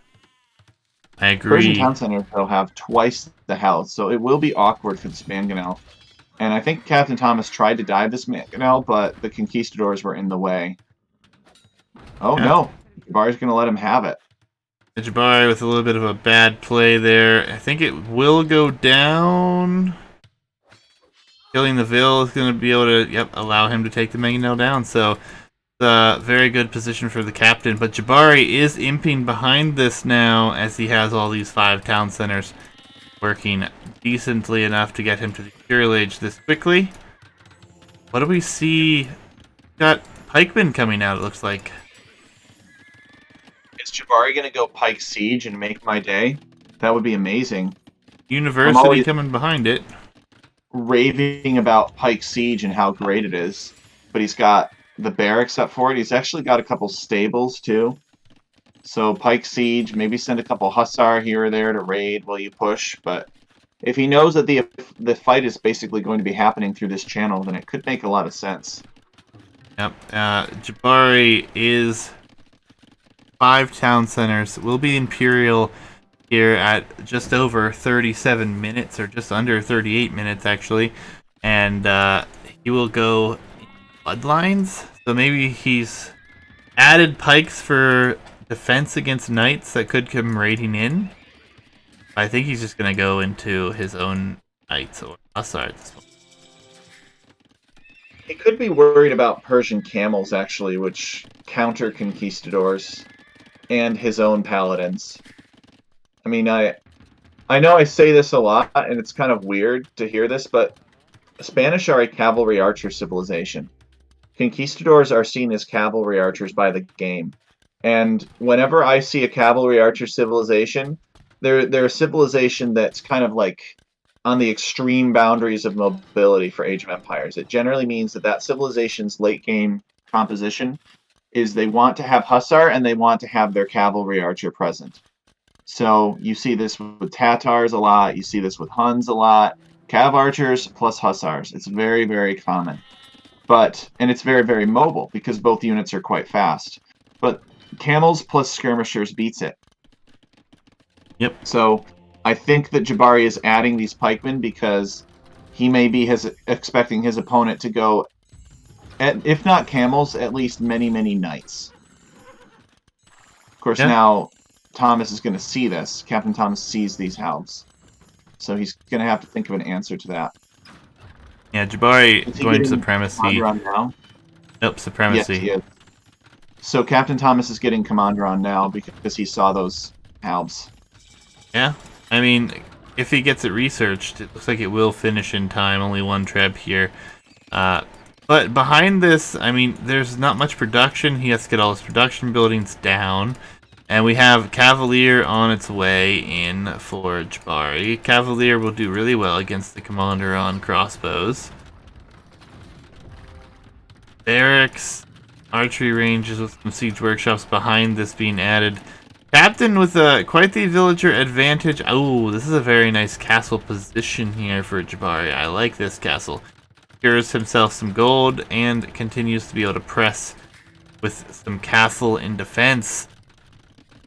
Captain looking like he's just expanding some housing areas and has a monk on its way in. Crossbows, which are wood-only crossbows now, that commander on upgrade. Going to try to do some damage here, but he doesn't have the military mass right now.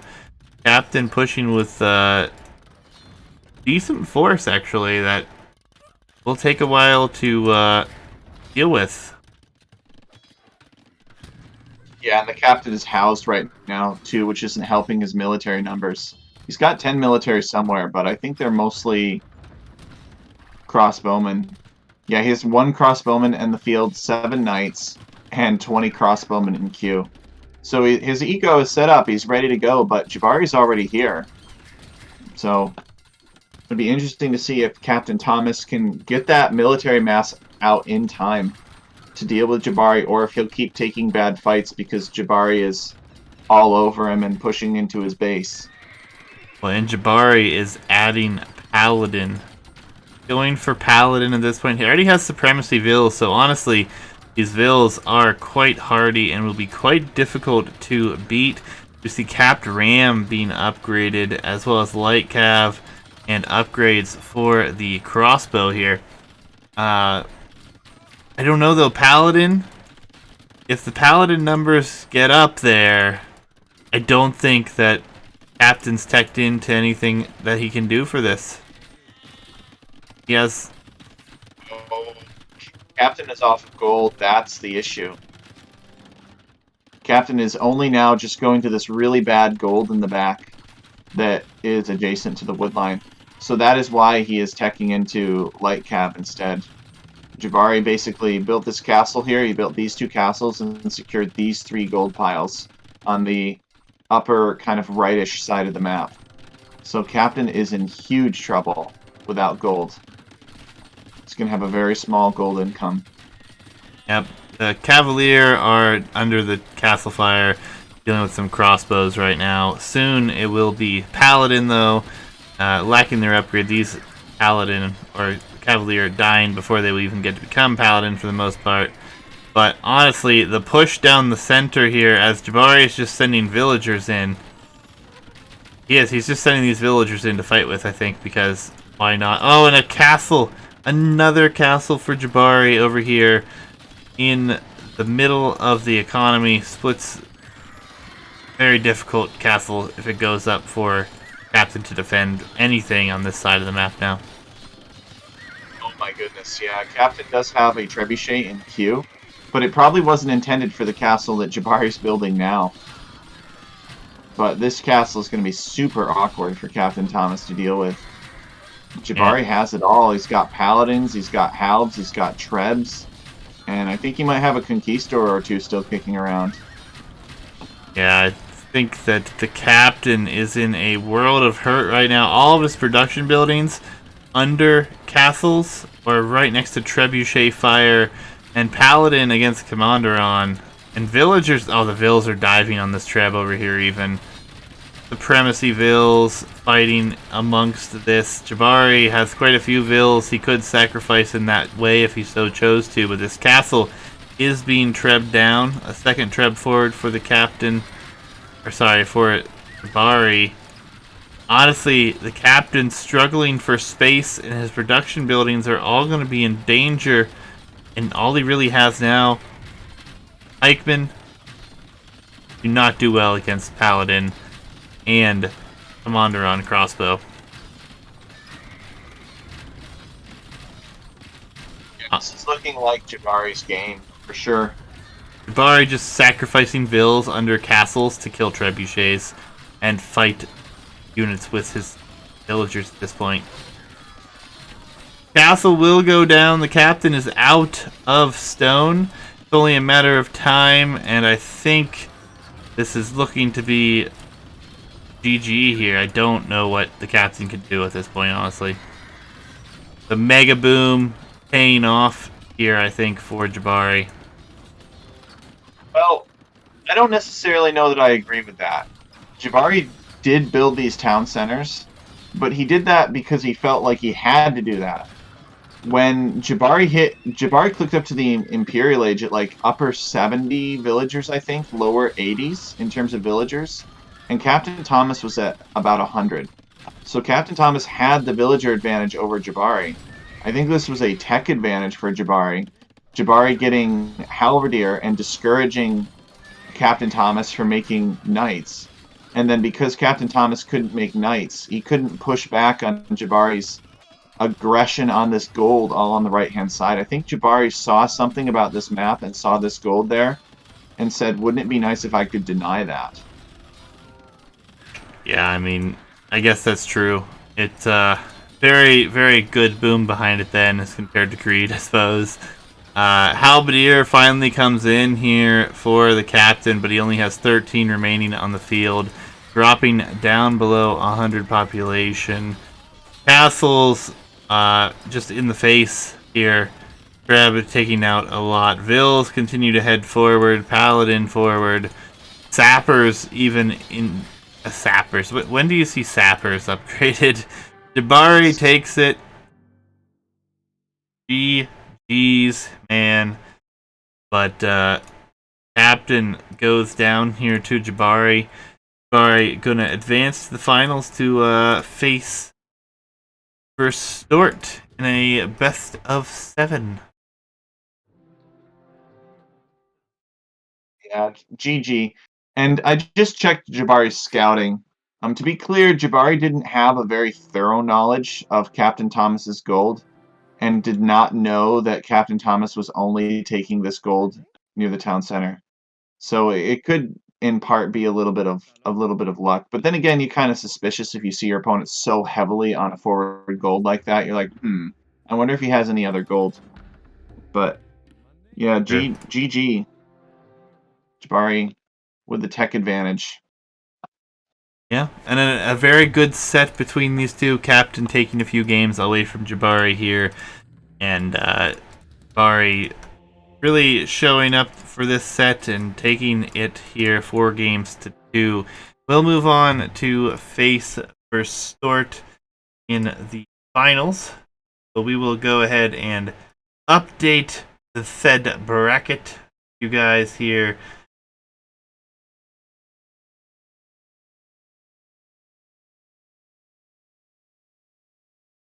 We are. Jabari takes the set 4 games to 2. And we will have a best of 7 between Verstort and Jabari in the near future, guys. Very, very excited. Looking forward to that. Tech, thank you for joining us this evening. We appreciate it. Hope you had fun. Any closing words before we end the stream on good meat fun? Thank you for having me, Jabari. It's been an honor and a pleasure, and I've really enjoyed doing this cast with you. Sure, for sure. Thank you again. It was very last minute, but I appreciate you responding and being able to do so, sir. But Sure guys, thing. Have a great night, Juicy, and thanks again. yeah, before you go though, make sure you guys go to Tech Chariot's YouTube channel. He's over there on the YouTube streaming. Give him a follow, guys. Follow or subscription. I guess a subscription over there. They're free. Go see Jabari there. Or not Jabari. Tech Chariot there. You'll see Jabari in the finals here moving forward. But yeah, man, we'll catch you again soon. Appreciate it. Have a great night, Juicy. Alright, guys. Close of the stream on some good meme fun.